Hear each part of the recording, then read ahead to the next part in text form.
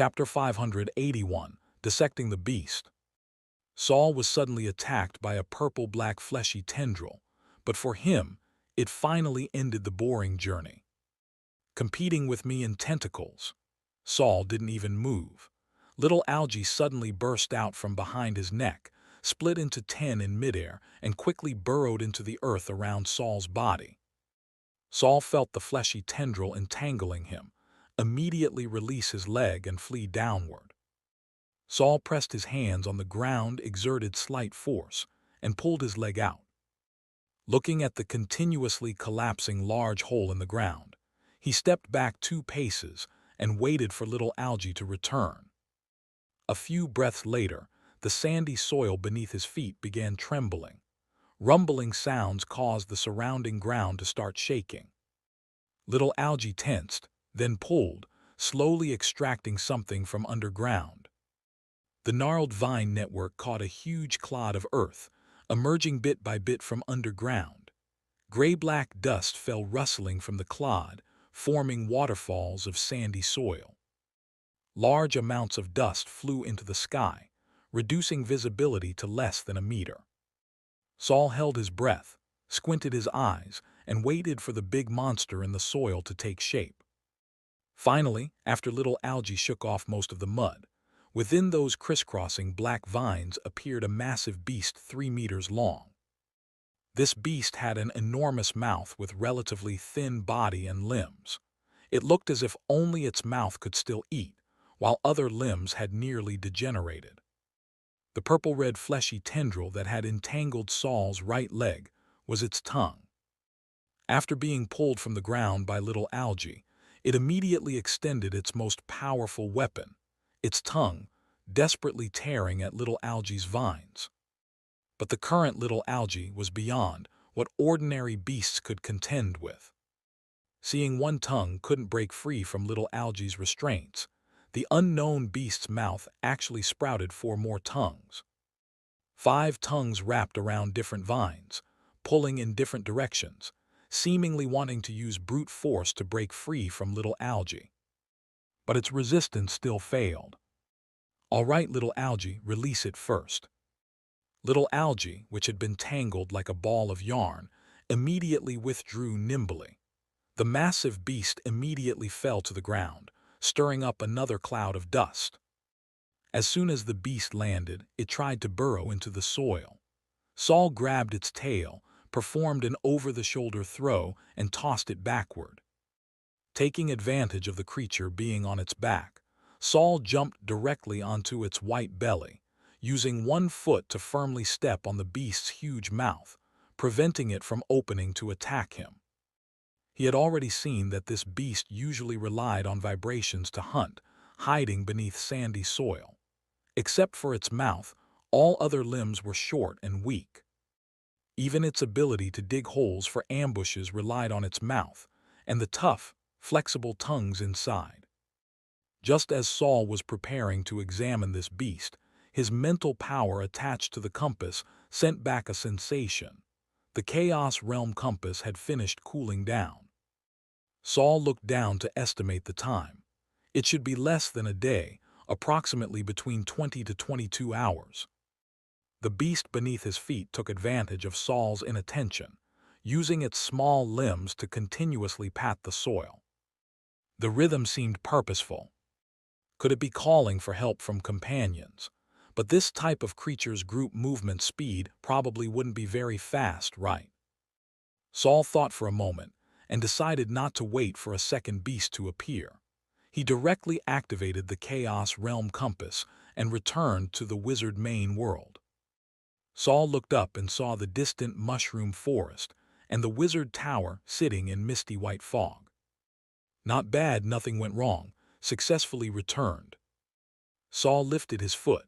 The long-tongued, big-mouthed monster that had ambushed him also came back with him.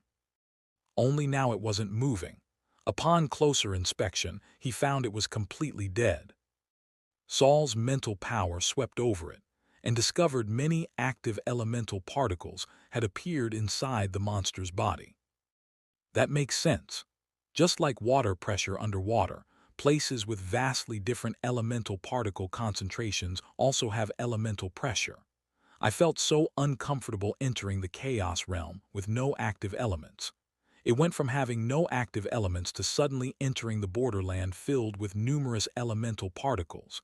It was like suddenly going from sea level to the deep sea, directly crushed to death by pressure. Little algae ran out again, passed through the beast's mouth, looped several times around its huge head, and suspended the beast in midair. It looked like Saul had just returned from hunting. On Rhine Lake, a massive figure walked across the ice. The steward Hope was the first to emerge from the wizard tower, looking up at the huge beast with his mouth slightly agape. "Welcome back, Tower Master. However, I didn't know you had gone out hunting." Saul struggled to move the beast from the stairwell to underground level 1. He had just cleared an experimental table and placed the beast on it when he saw several consciousness bodies and the old witch curiously running over. Though Camus didn't speak, her eyes also looked toward the newly appeared monster. "Where did you hunt this beast? I can see there are no magical power fluctuations in its body, but it looks so strange. I've never seen anything like it." The old witch approached and poked the beast's head with her finger. "Hunted from a place you've never been, but it is indeed somewhat special, so I'll study it later."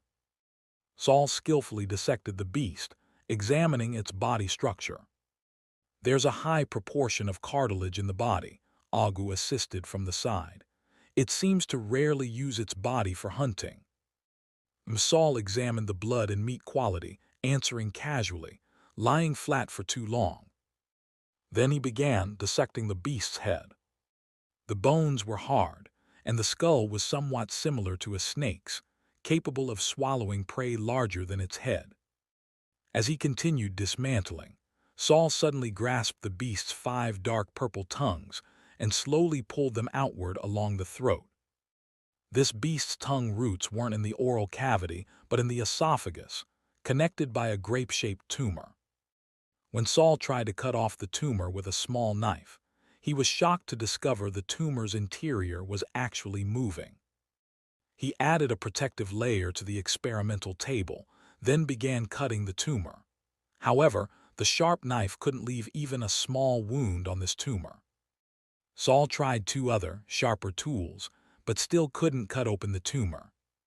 The old witch extended a finger, the tip instantly transforming into a blade. "Need my help?" But Saul shook his head. "It's not a tool problem."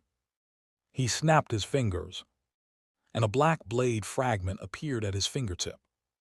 As his finger lightly traced, the previously uncuttable tumor was easily split open like cheese, revealing a tofu-like texture inside. Saul took out a stirring rod, stirred inside, then held it before his eyes. The substances inside seemed not to have completely deactivated. Saul wiped the substance from the stirring rod into a test tube and handed it to Agu. "Test the basic properties, and also be careful to seal it. Don't let the substances inside leak to the outside world." Agu naturally knew where Saul had brought this beast from. He said nothing, only nodded cautiously. "Do you suspect this beast is poisonous?" the old witch asked from the side. Saul said, "This tumor could become the last organ to deactivate on the beast's body. It must have some special characteristics. Being careful never hurts." Hearing this, the old witch looked at the tumor on the beast with much more enthusiasm. Seeing this, Saul immediately instructed Agu, "Destroy the samples immediately after testing." The old witch rolled her eyes. Then Saul looked at the stirring rod in his hand, which still had residue, and found there seemed to be some black particles on it. He extracted these particles and found they crumbled at the touch, turning into even finer powder. This scene seemed very familiar. Saul immediately took out 2 small bottles from his body. Both bottles contained black powder, one more, one less. These 2 bottles contained sandy soil and airborne particles from the Chaos Realm, respectively. Saul used available tools to simply test the 3 types of powder, and found their physical manifestations were remarkably consistent. Could this organ on the beast be used to filter black dust particles entering the body? Suddenly, Saul's contemplation was interrupted by Camus. She stared wide-eyed at the Petri dish on Saul's table. How could there be dormant pollution source bodies on that beast? What? Saul and the others were shocked by the information in Camus's words and turned around simultaneously. Camus pressed her lips together, her expression rarely showing some struggle. You can check the pollution sources you sealed with tentacles. If sealed for long enough, pollution sources will enter dormant states. Then their form should be consistent with the black powder in your hand. Saul Idam. Chapter 582, World-Destroying Black Tide. Saul was truly shocked by what Camus said. The substances and soil inside the beast he had brought back from a small world with no magical power, and no active elemental particles, were actually related to pollution sources. If these things were truly dormant pollution sources, wouldn't that mean the interior of that small world was filled with the same terrifying pollution sources as the borderland? Fortunately, there was no magical power there, otherwise wouldn't it be a world full of pollution and mutation? Thinking of this, Saul's heartbeat suddenly accelerated again. Wait, could that place have been destroyed by this kind of pollution? Saul immediately took out the tentacles he had isolated and preserved, after absorbing pollution from several wizards. Each tentacle was semi-transparent gray, with only what looked like a water droplet-shaped black object inside. Saul knew these black objects were pollution sources like the black tide that had once invaded his consciousness space, but aside from using them to trap people, he didn't have any particularly good ways to handle them. He could only preserve the unused portions for now. And studying pollution was very dangerous. Saul's plan was to wait until he advanced to second rank, prepare proper protection, then begin in-depth research. He hadn't expected to discover another form of this black tide pollution source in a desolate small world today. Camus, do you know what this water droplet-like pollution actually is? Why do all the problematic wizards I've encountered in the borderland have this kind of pollution? Camus lowered her gaze, but didn't answer Saul's question. The old witch said quietly from the side, "You shouldn't pursue the root of this matter. First, knowing it wouldn't help you anyway. Second, this matter itself isn't meant for wizards below third rank to know." Saul turned around. Then how do you know about it? The old witch raised her hand to dig at her ear. Of course I overheard it. The severed finger behind her head moved slightly, as if saying everything was related to it. Thinking of how the old witch had once been pursued by two third-rank wizards, it was probably not just because she stole some things, but also because she knew something she shouldn't know. However, while this black tide pollution was very dangerous for other wizards, for Saul it was at most a matter of sleeping for 3 more days. Thinking of this, Saul's original intention to keep the beast also changed. After Agu finished testing the beast's body tissues, he had everyone reassemble the dismembered beast, planning to find time to throw the beast back into the small world. It was better not to keep this kind of beast, with pollution sources throughout its body in the borderland. Who knew if the high concentration of elemental particles here might awaken the dormant black tide? Afterward, when alone, Saul checked the gold coins inside the Chaos Realm compass and found the coin surfaces had dimmed slightly. As expected, even with crying laughing face gold coins that can charge the compass, it's not worry-free. These coins should have usage limitations. I just don't know where else I could get this kind of gold coin with spatial properties. Or is there some way to charge them? Although Saul still had some questions about the Chaos Realm and the compass that remained unsolved, he had at least prepared a hiding place. With defensive measures in place, he could now confidently and boldly prepare for advancement. Just as Saul began test running the magic reservoir using Brando's hastily abandoned headless corpse, the tribunal also dispatched large numbers of personnel to intercept at several entrances to the borderland, checking every person attempting to enter.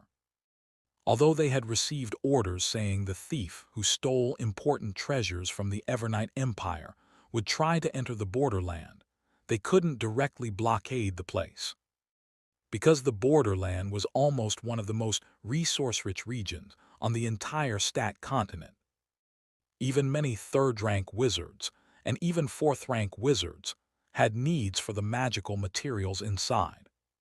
Where there's demand, there's purchasing. Where there's purchasing, there's transportation. Even though the tribunal was the most powerful organization on Nefrit continent, possessing numerous third-rank wizards and 2 fourth-rank wizards, they couldn't directly seal the passages, especially when they themselves didn't know how long the seal would need to last. Fortunately, while there were people entering the borderland, the numbers weren't large. After the tribunal arranged several second-rank wizards and 1 third-rank wizard at each entrance, they could basically screen everyone. On this day, 3 wizards arrived at the Hanging Valley exit almost one after another. 2 of them rode spider carriages, while 1 rode a flying roar, a magical creature resembling a tiger but without stripes and with 2 pairs of fleshy wings. The 2 wizards in spider carriages, 1 first rank, 1 second rank, immediately showed wariness upon seeing the tribunal people. When they heard the demand to remove all disguises, their expressions changed directly. But seeing the third-rank wizard standing with hands behind his back on the nearby cliff, they still obediently removed their hoods. The first-rank wizard directly transformed from a young, handsome youth into an old man with graying hair. Though the tribunal wizards secretly laughed, after checking that their strength wasn't third rank, they didn't care why they were disguised and let them pass directly. At this time, the third wizard, completely hidden under a cloak, rode the flying roar to the entrance. The Evernite Empire is pursuing fugitives. Everyone entering the borderland must be inspected. The first to speak was a seemingly young witch with a kind face. Please remove all disguises on your person. The person under the hood moved but didn't remove the hood. Instead, the magical beast he rode made uneasy rumbling sounds. Runes for concealing fluctuations were inscribed on the hood, preventing others from directly seeing this person's appearance and strength. The young wizard frowned slightly and repeated her words. But the newcomer still didn't remove the hood. Several second-rank wizards behind immediately exchanged glances, all standing shoulder to shoulder with the young wizard, guarding against the possibility that the other party had problematic identity and might suddenly attack. At this time, the person hidden in the hood looked up at the wizard standing on the cliff and finally extended a hand toward the hat on his head. Although he had made moves to remove his disguise, the tribunal wizards still didn't relax their vigilance. They knew this was often when enemies would suddenly launch attacks. But this time was different. The wizard riding the flying roar truly gradually pulled down the hood that had concealed his features completely, revealing a face beautiful enough to leave several second-rank wizards stunned and dazed. Their gazes fell on the other party's brows, eyes, nose, and mouth, feeling that every feature was perfectly beautiful. When the face shape and features combined, it made people feel breathtakingly beautiful. The wizards ahead, regardless of gender, all blushed one by one. "Stand back!" Suddenly, the third-rank wizard on the cliff commanded, also gradually awakening the several second-rank wizards. Coming to their senses and looking at the newcomer again, he was still strikingly beautiful, but not to the point of making them lose focus or blush and have racing hearts. Several second-rank wizards with rich combat experience immediately applied anti-confusion spells. But facing this person, it seemed to have no effect. And this stunningly beautiful newcomer looked up at the third rank on the cliff and spoke, "May I pass now?" The third-rank wizard also couldn't help studying his face but still nodded seriously. "You may." The newcomer nodded, lowered his head to put the hood back on, and drove the flying roar straight through the group of second ranks. Only when he put the hood back on did the several second ranks completely regain their reason. They recalled their experience of being confused with lingering fear, yet couldn't figure out when the other party had simultaneously cast spells on them. "Don't think about it, he didn't cast magic." At this time, the third-rank wizard's voice reached their ears. That was his instinct. Or rather, because his clan disappeared, it's the instinct of all the clan's characteristics transferring to him. Clan disappeared, one wizard suddenly reacted. When that abnormally beautiful person looked up earlier, he seemed to have revealed a pair of pointed ears. Chapter 583, Searching for the Storm Eye. "He's a half-elf?" the second-rank wizard asked incredulously. "Yes," the third-rank wizard nodded. "My God, because of the elves' disappearance, the remaining half-elves have become this powerful. If there were more half-elves, couldn't they dominate like the elves once did?" "Don't worry," the third-rank wizard said quietly. "These half-elves also bear curses from the elves. Their numbers will only decrease until they completely disappear." Thinking of the half-elf who had just left, the third-rank wizard silently sighed in his heart. You'll never know if the half-elf you encounter is the last half-elf in this world. As the wizards behind him discussed the half-elf who had already entered the borderland, this wizard who had amazed everyone had already stepped into the danger-filled region. He lifted his hood again, but his appearance had already changed to that of an ordinary 30-year-old man. It was clearly Saul's excellent senior, Byron. Byron was now a first-rank wizard. Not only that, because of the elf king's head that Saul had given him, he possessed a bit of elven ability. He could not only change his appearance at will but also had extremely strong charm abilities. Unfortunately, Byron still maintained his own appearance most of the time. In his view, even with a different skin, he was still himself. The so-called stunning beauty was about as useful as Mage Hand. What satisfied him most about this outer skin was its extremely strong magical power and mental power adaptability. This even gave him confidence for advancing to second rank right after reaching first rank. This was the most precious aspect of the Elf King's head, and it increasingly showed how rare Saul's gift to Byron was. However, Byron no longer felt he owed Saul anything. Byron exhaled and gazed into the distance. Where could Saul be? There. Just as Byron stepped into the borderland, another person who had once briefly crossed paths with Saul also faced a turning point in his life. Noah, the boy who had once helped Saul find the quicksand termite nest, voluntarily joined a hunting party organized by Lord Wind Sprite to earn money to treat his sick brother. This hunting party was somewhat different from previous ones, recruiting large numbers of ordinary people and promising that good performers would have the chance to become wizard apprentices. After meeting Saul, Noah had discovered that not all wizards just stared at candles in a daze. Unfortunately, Saul had no intention of taking him as an apprentice. Perhaps his aptitude was too poor. However, Noah hadn't completely given up hope. After moving his father and brother to a new settlement, he had been constantly looking for opportunities to become a wizard apprentice. He just hadn't expected that the only opportunity would require him to risk his life. At this time, his brother happened to have continuous high fever from radiation sickness, making him set aside his last concerns. His father and brother had once given him the only chance to live, so today he was willing to give this opportunity to his brother. From then on, Noah joined the hunting party and left the family he had depended on for years. However, when he joined the hunting party and stepped into terrifying areas he had never set foot in, he realized he had still been naive. The hunting party would indeed give them chances to become wizard apprentices, but the prerequisite was surviving repeated danger investigation operations.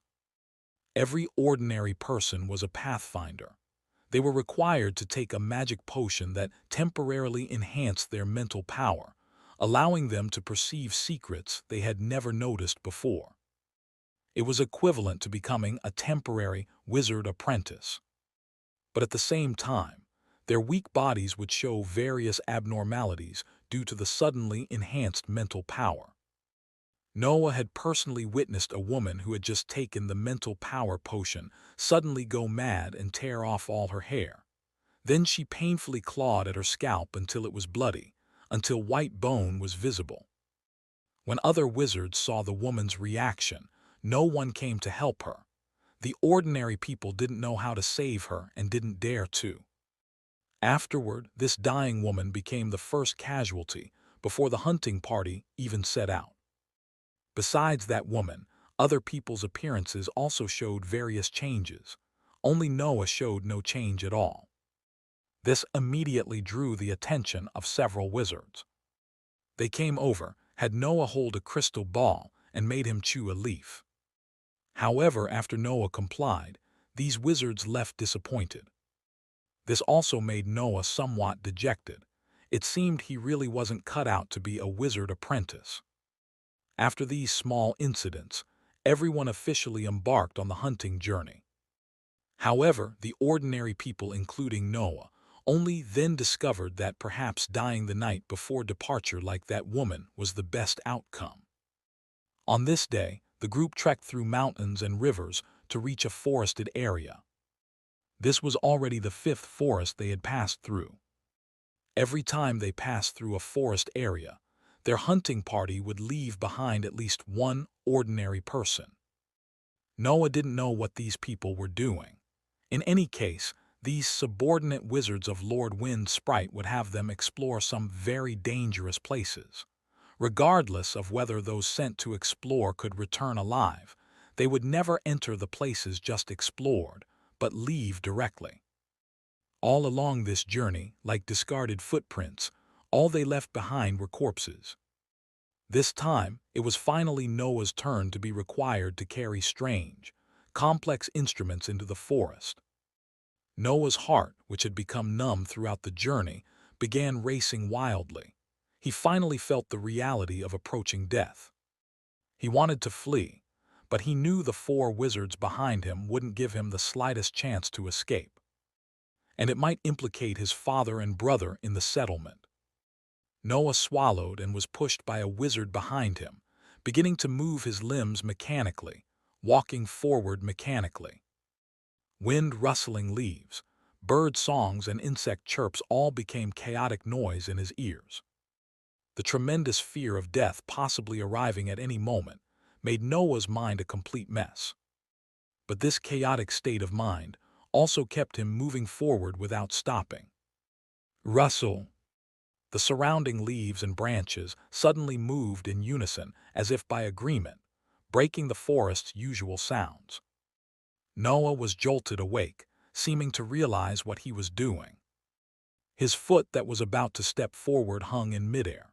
He carefully and fearfully raised his eyes, only to discover that the surrounding trees had somehow grown pairs of eyes, and like humans, were slowly bending their trunks, extending branches as if wanting to catch the human daring to walk in the forest. A leaf touched Noah's head. What? Noah, who looked 14 or 15 but was actually not yet 10 years old, could no longer bear it. He cried out and ran frantically. He no longer cared about the predetermined direction, only knowing to run forward. Thud! Suddenly, something underfoot tripped Noah. His vision quickly fell with his toppling body. Because of the speed, there was no time to react and adjust his posture. However, when Noah hit the ground hard, he found it didn't hurt at all.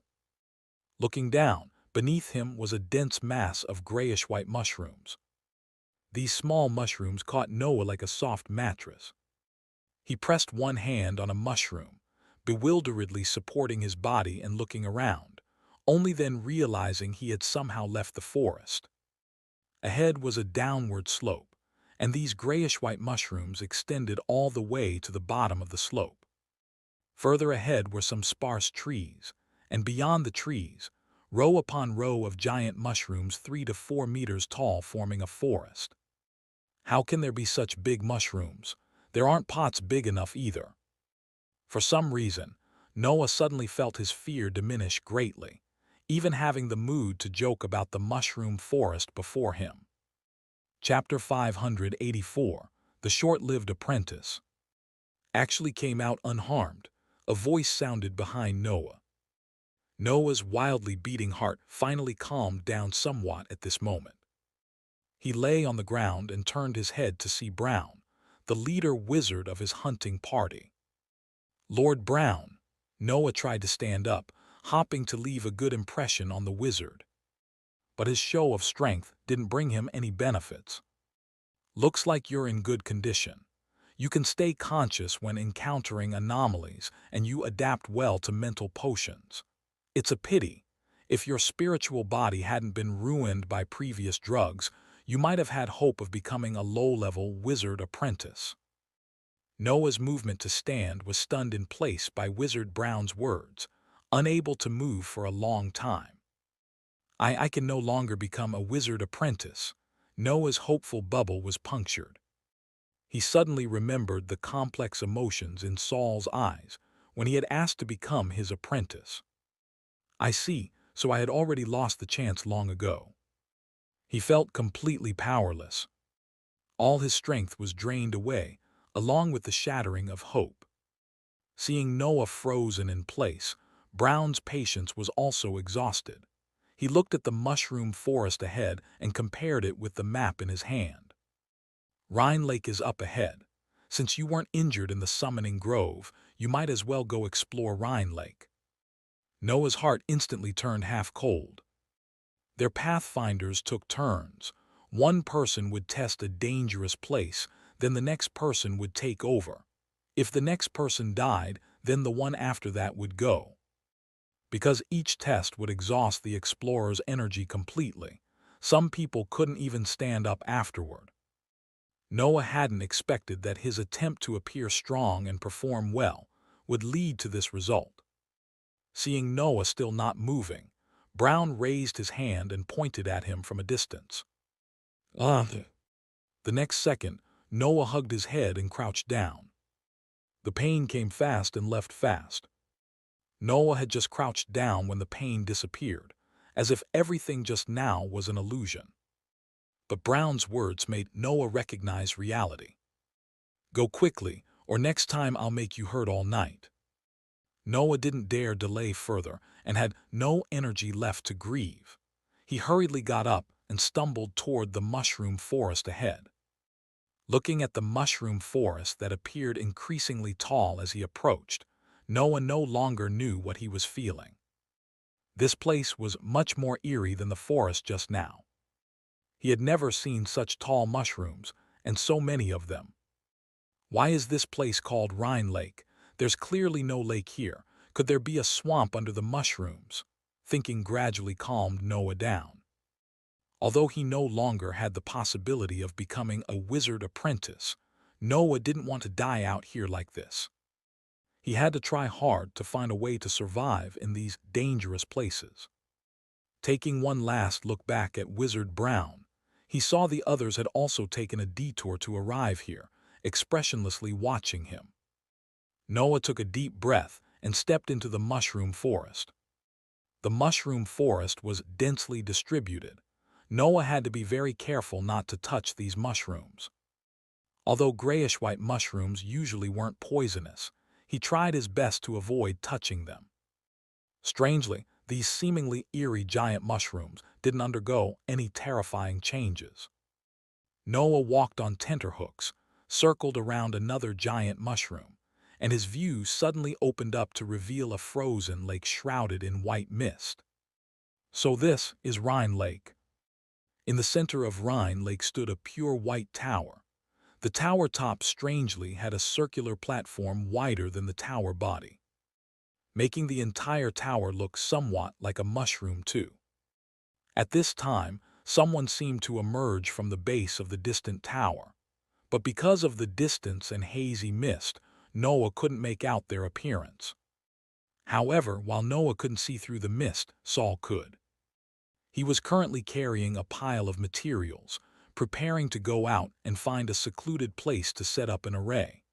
Unexpectedly, Marsh notified him that a group of people had arrived outside the Wizard Tower's mushroom forest.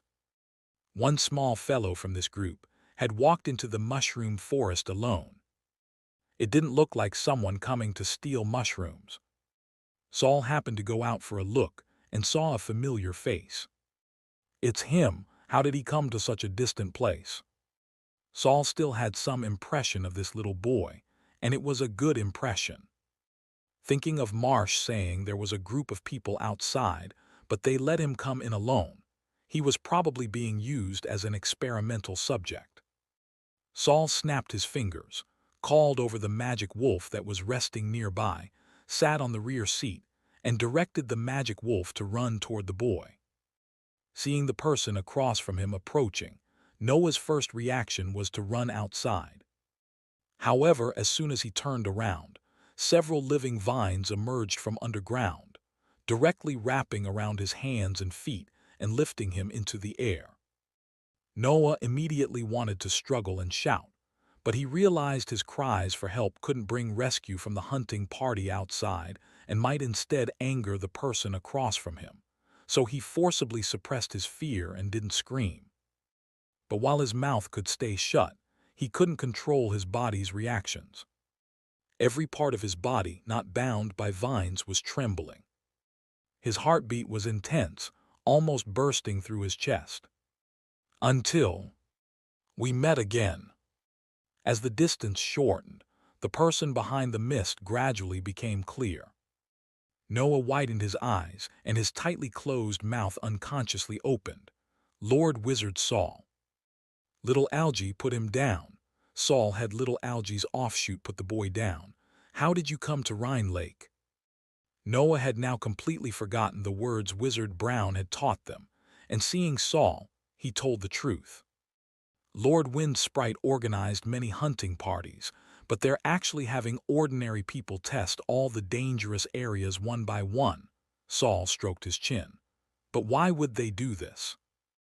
Morden, it sounds like they're conducting tests to search for something. Penny suddenly said to Saul, Brother Saul, this child can't hold on much longer. Saul was startled and squinted his eyes, indeed seeing that the boy's body was already exhausted. His spiritual body had originally been artificially matured, and now he had taken some unknown drug and been stimulated again. The detection instruments on his body should be the reason other wizards had forcibly activated his mental power. If Saul hadn't given him a spiritual body repair potion in Survivor Ancient Forest, he probably would have died long ago from the exhaustion syndrome following spiritual body explosion. But now, Noah didn't have much time left either. A spiritual body forcibly stimulated without equivalent magical protection was like putting one's hand into corrosive acid without protective gloves. Soon, only bare bones would remain. At this moment, the boy's face looking up at Saul seemed to overlap with a skull. Saul sighed inwardly and didn't say much. Want to come to the island? Noah already knew he couldn't become a wizard apprentice. Although he was very curious about Saul's tower, he still restrained himself. No thank you, sir. I still need to go back and report. Anyway, reaching this distance is sufficient. Noah didn't want to bring all these testing instruments into Saul's wizard tower. It would be terrible if Wizard Brown's testing instruments harmed the wizard tower. Anyway, the distance from the lake center to here should be just within the instrument's testing range, and the instruments hadn't issued any warnings. I won't take up more of your time, Lord Saul, Noah respectfully bowed to Saul. I'll go back now. After speaking, he carried the instruments and ran outside with big strides. Saul just stood in place, silently watching his retreating figure. Perhaps knowing this place was Wizard Saul's territory, Noah no longer found the mushroom forest frightening when passing through it again. Even the round-headed giant mushrooms seemed somewhat cute. He jogged all the way, ran out of the mushroom forest, and saw Wizard Brown and the others waiting outside. He slowed down, calming his breathing and heartbeat that had quickened from running.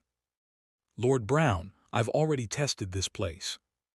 The voice stopped abruptly, and his intense heartbeat seemed to hit a pause button. Noah's mouth was slightly open as he fell straight down. Thud! The hard, dry earth only stirred up a little dust. Wizard Brown stepped forward, efficiently removed the testing instruments from Noah's body, paid him no more attention, and turned to the others. The instruments gave no warnings. Let's go to the next place. Chapter 585. The Mediator Jiajiagu. The hunting party just left Noah's corpse in place, not even bothering to bury it. Just like they had treated others who died in previous exploration tests. Anyway, there were many dangerous creatures in the borderland that would naturally help them clean up these burdens. However, after they left, Saul slowly emerged from the mushroom forest and came to Noah's side. "Is he dead?" "He, Brother Saul, watching him leave. Weren't you just wanting me to keep him? Brother Saul is really soft-hearted sometimes." "Morden, but even if Master helps treat this child, he probably won't live past a year. His spiritual body has been completely activated, yet he has no ability to resist magical radiation." Saul nodded. "I know, but it's not entirely hopeless. For instance, if he could stay in a place without magical power, he wouldn't need to worry about magical radiation." Penny immediately understood what Saul was talking about. "Huh, Brother Saul, you mean the Chaos Realm. But that place isn't safe either, right? Won't this little guy get eaten as soon as he goes there?" "It's possible, so I'll let him choose for himself. If he doesn't want to go, he can stay at the Purity Wizard Tower and grow mushrooms with Marsh. If he wants to go, I'll have Anne train him first." Saul directed little Algie to wrap the boy up tightly. "Let's take him back first then. Go set up the spatial transmission array." Saul squinted toward the direction the others had left, indeed sensing hidden mental power residue in the distance. The other party was obviously still spying on what was happening here.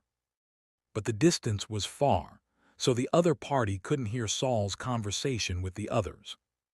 Wind Sprite making such a big fuss testing dangerous areas. There must be some anomaly in the borderland. Unfortunately, I haven't been in the borderland long and don't have stable information sources. But Jiajiagu should be coming soon. Maybe he can gather some news. Jiajiagu, who Saul was thinking about, indeed visited Rhine Lake again 2 days later. But what Saul hadn't expected was that he brought someone else this time. This person was the wizard who had clashed with Saul twice, Brando. Marsh, who had originally been smiling to welcome Jiajiagu, immediately changed expression, jumped back a big step, then pointed at Brando and said, "Enemy attack." The mushrooms beside Jiajiagu and Brando immediately gathered around, seemingly wanting to repeat their old trick and trap both of them inside. Jiajiagu hurriedly raised both hands high. Wait, please let me explain." Although neither of them feared Marsh, and Brando had even prepared methods to deal with the mushroom forest for this visit. But they didn't want to start a conflict. Marsh didn't care at all and just kept running toward the ice layer, using Rhine Lake's unique magic-forbidden space to prevent being killed by those behind him. At the same time, the giant mushroom forest shot large amounts of white spores into the sky like fireworks, immediately drawing the attention of people inside the wizard tower. When Saul was called over by the warning and rushed to Rhine Lake with the old witch, he found Jiajiagu and Brando had already been surrounded by giant mushrooms. However, they hadn't fought back, only using defensive magic to avoid being squeezed by the mushrooms. This time, Brando didn't flee when he saw Saul either. But looking at his eyes, he was still very tense. Although he had successfully escaped from Saul's consciousness space last time, it didn't mean he didn't understand how terrifying Saul's consciousness space was. That was his life-saving method, yet who knew it would inexplicably be used on a first-rank junior wizard? Jiaji Agu saw Saul, put down the huge pack behind him, and jumped while waving at him. Wizard Saul, we're here to make peace. Please give me a chance." Saul raised his hand and waved. Marsh was still glaring angrily at Brando, who had once cut down a patch of mushroom forest. "Ahem," Saul coughed lightly twice. Only then did Marsh realize Saul was calling him, and he hurriedly communicated with the mushroom forest to make them open a gap. Saul walked in along the path the mushroom forest had opened. Now, Brando was already within his mental power coverage range. He said coldly to Jiaji Agu, he's not your friend too, is he?" "Not really," Jiaji Agu hurriedly explained. "But both of you are my important customers, and I don't want you to truly become enemies. Moreover, Wizard Brando is also sincerely here to apologize and discuss cooperation. I hope Lord Saul can give him some time." Saul didn't care about that apology. Anyway, when people died, grudges would naturally be settled. But the phrase "discuss cooperation" made him somewhat curious. The Brando before him had changed from full heavy armor to chain mail. His gear was much lighter, and his body seemed to have been replaced too. Brando's previous corpse was still serving as a filtering carrier in Saul's magic reservoir. This kind of magic that only preserved the head, while randomly changing bodies, did arouse some curiosity in Saul. Wasn't this form also achieving a kind of immortality in a different way? Saul pondered for a moment, looking at the serious-faced Brando. "No need for apologies. How do you want to cooperate?" Brando directly said, "I want to enter once more."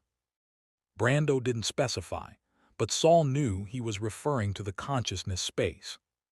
Saul tilted his head to look at him. "Fine." The other party was first stunned, then immediately added, "The kind where I can come out alive." This time Saul didn't respond to him. Brando also knew that his request was actually coveting a wizard's trump card. Normal people wouldn't easily agree to it. But Brando had now entered a bottleneck period himself, and Saul's consciousness space was simply an excellent opportunity for him to break through the bottleneck. Therefore, after his last negotiation failed, he still couldn't help but find the merchant Jiaji Agu, who had previously introduced Langwen, asking him to mediate between them. Jiaji Agu originally didn't want to come, but he had no choice. Both Brando and Saul were his big customers. If the two sides clashed and either one died, he would be heartbroken for ages.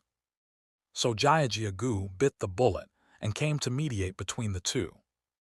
It's just that he wasn't clear about the specific grudges between Saul and Jiaji Agu, so listening to their conversation left him completely confused, and he didn't dare interrupt to ask. Fortunately, Brando had come with sincerity this time. Seeing that Saul didn't plan to agree to his request, he immediately showed Saul all the conditions he could offer. "These are all the magic crystals and magical tools I can produce, plus 2 resource locations I control, and several magical creatures I've raised.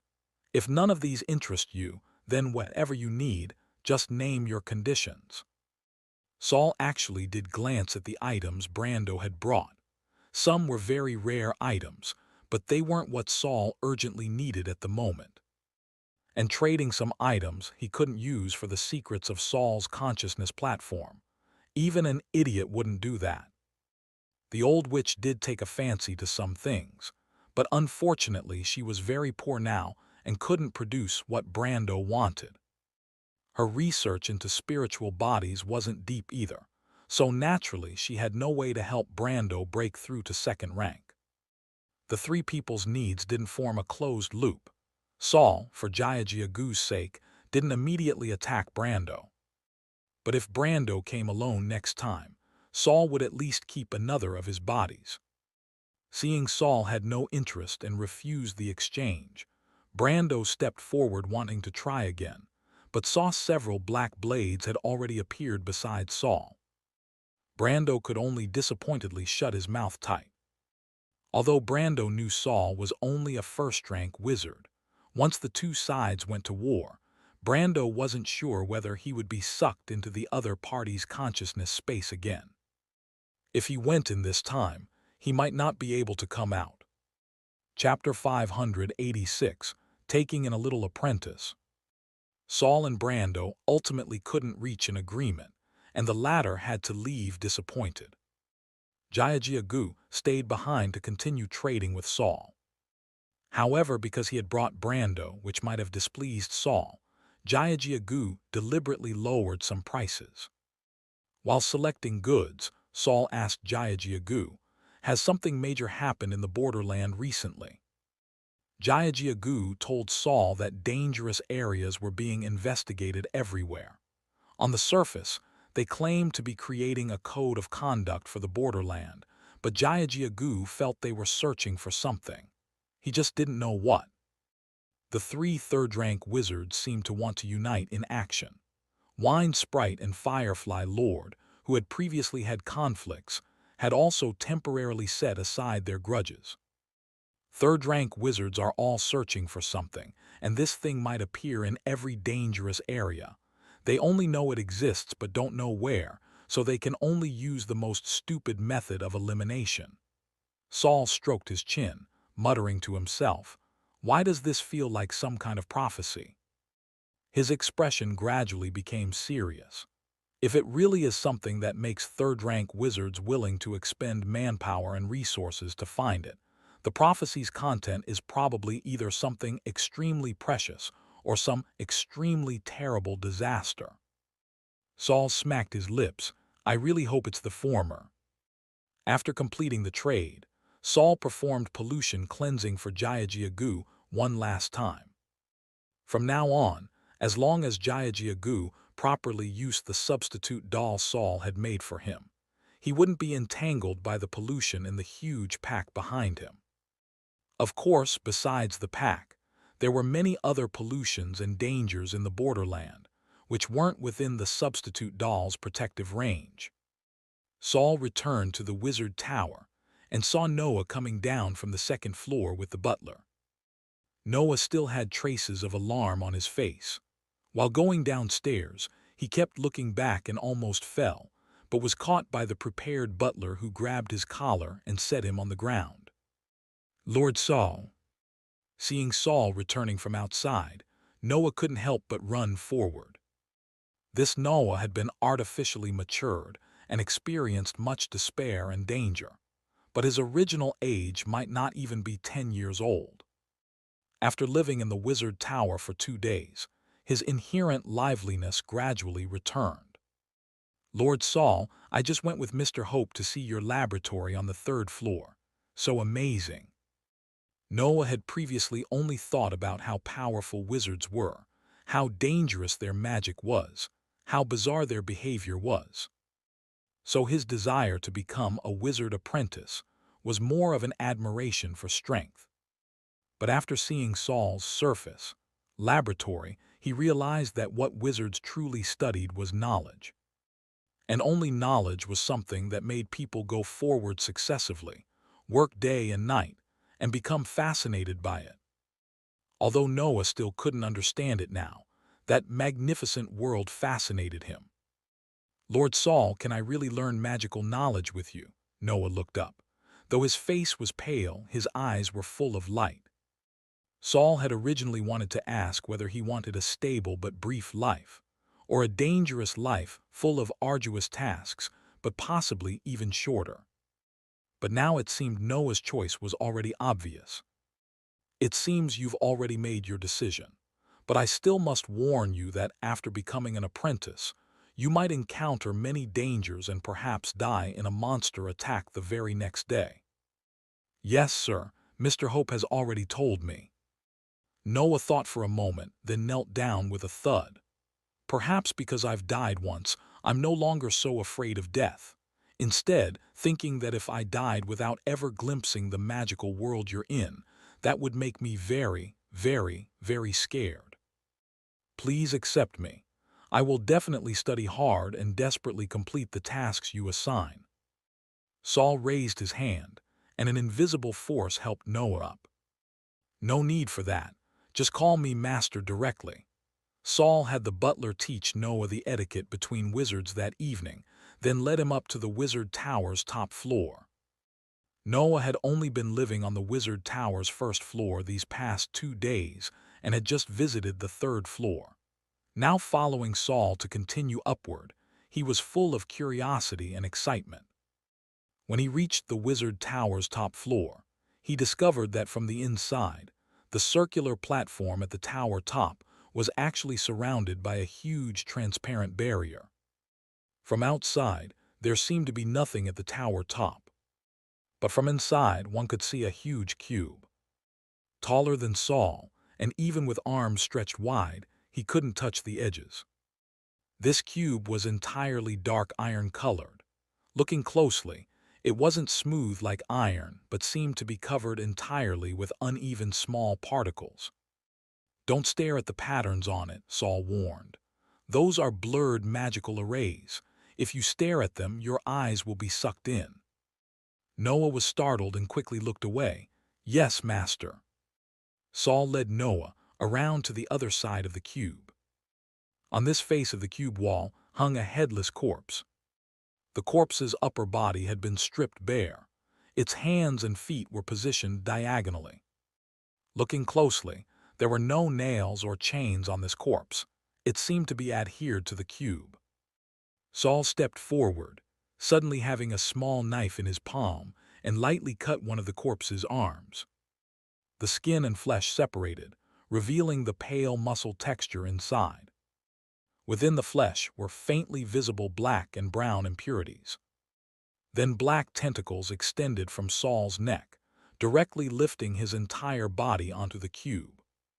From Noah's angle, he couldn't see what was on top of the cube, only seeing Saul crouch down and reach in to stir something like stirring water.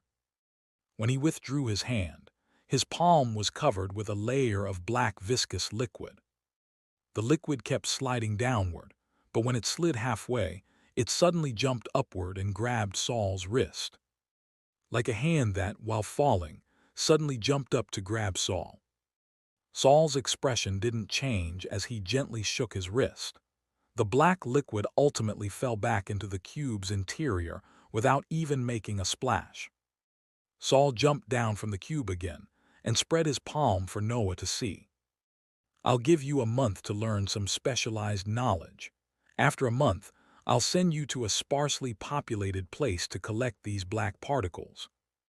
In Saul's palm was a layer of fine black particles that looked like sand, but when Saul's finger rubbed them, they immediately became even finer powder. I temporarily call this thing black magic powder. I'll teach you methods of identification and collection, leave you some survival necessities, and one of little algae's offshoots. Your main task then will be collection and trying to stay alive. I can't accompany you all the time, but I'll come check on you periodically and guide your studies. Noah nodded repeatedly.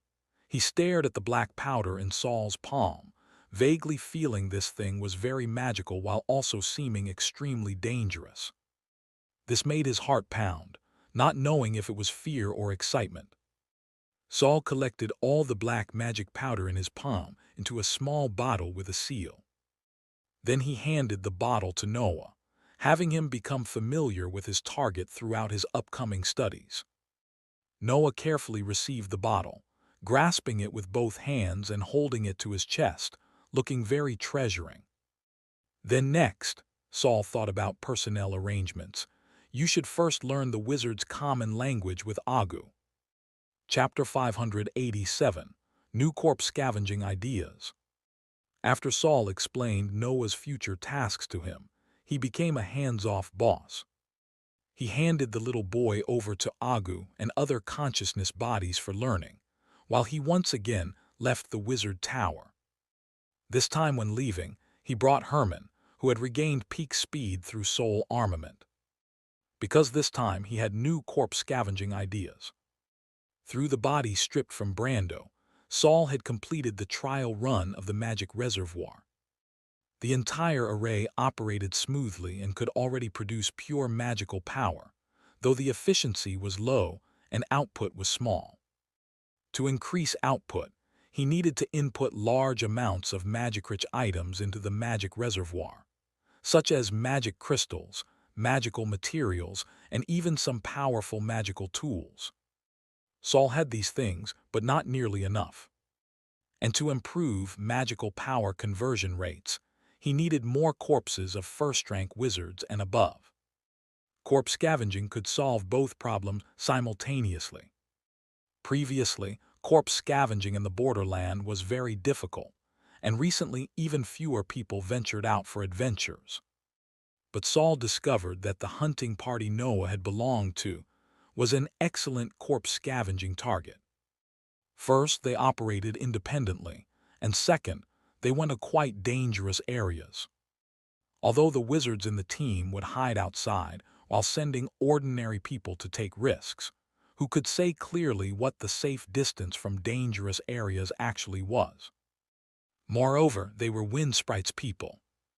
Wind Sprite had sent people to test Saul several times, and later killed Justin, who had already confessed to Saul. This made Saul increasingly feel strong danger. Although the other party had been quiet recently, Saul wouldn't relax because of this. So Saul didn't mind scavenging corpses from Wind Sprite's subordinate hunting parties. He didn't even mind actively creating some himself.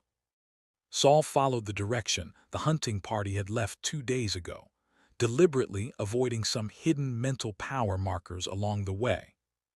Wind Sprite's hunting party had tasks to complete and needed to waste ordinary people's lives for detection, so they definitely couldn't move very fast. After chasing for a day, Saul saw the lead wizard Brown outside a rather dangerous abandoned manor not far away. Saul had also visited this abandoned manor before. It was said to be where a mutated wizard had died. Later, someone wanted to occupy the manor's location and cast spells to clear the remaining damaged buildings. But several months later, when others passed by and came to check, they discovered this place had somehow returned to being the original abandoned manor. Even the collapsed walls and scratches on the walls were exactly the same. Since then, this manor had a new name, Old Days Manor.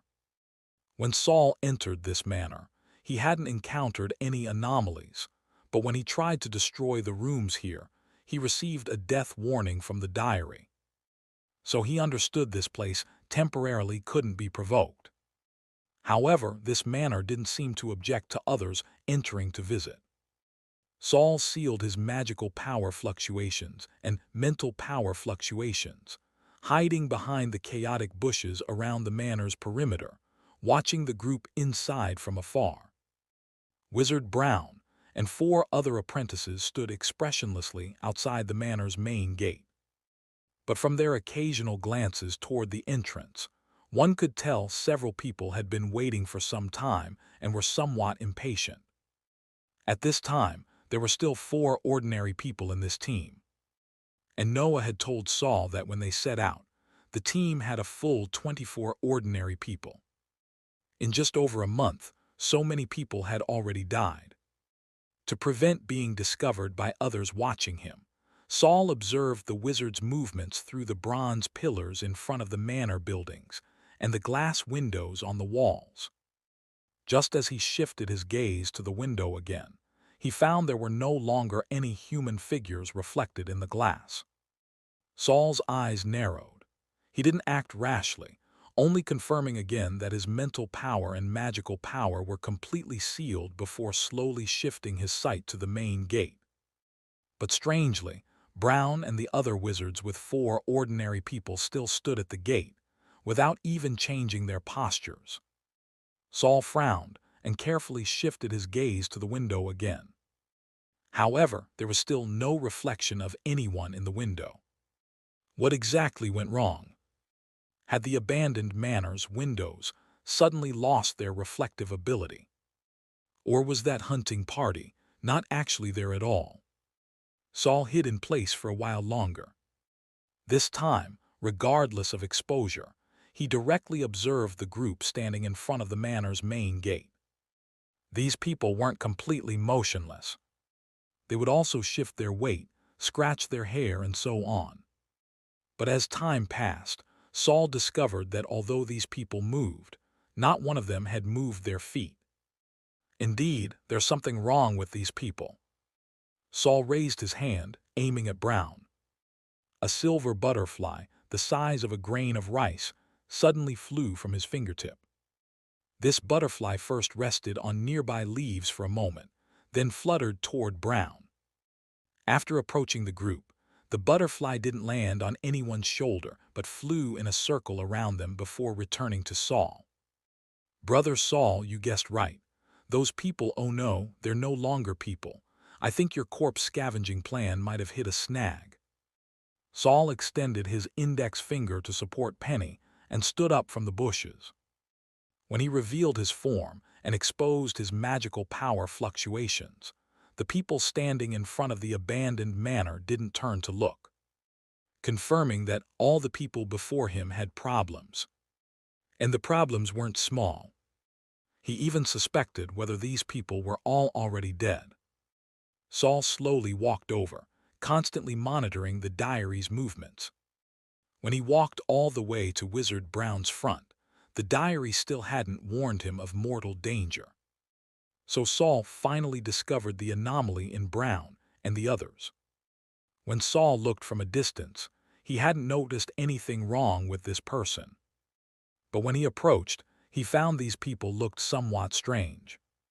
Their resolution was slightly low, not appearing as clear as real objects. Saul squinted and observed carefully, only to discover these people were actually composed of millions of tiny squares. When they moved, those squares composing their bodies would appear even more blurred. Saul kicked up a small stone. The stone struck Brown, who immediately scattered to the ground with a clatter. The rules have changed, Saul thought silently. Not all rule changes would be as gentle as Rhine Lakes. Most of the time, it meant needing to use human lives to pile up again and crack new rules. The brown wizard before him was at least a first-rank wizard. Perhaps it was because their testing journey had been too smooth. Anyway, only ordinary people died, that they had relaxed their vigilance. Suddenly, Saul felt a chill surge through his heart. He suddenly jumped backward, instantly retreating 10 meters. The next moment, banged! The Old Days Manor's main gate suddenly made a huge noise, as if someone inside had heavily crashed into the gate. The gate was slammed outward with a shock. Only because it was secured with several layers of locks, it merely opened a small crack before bouncing back.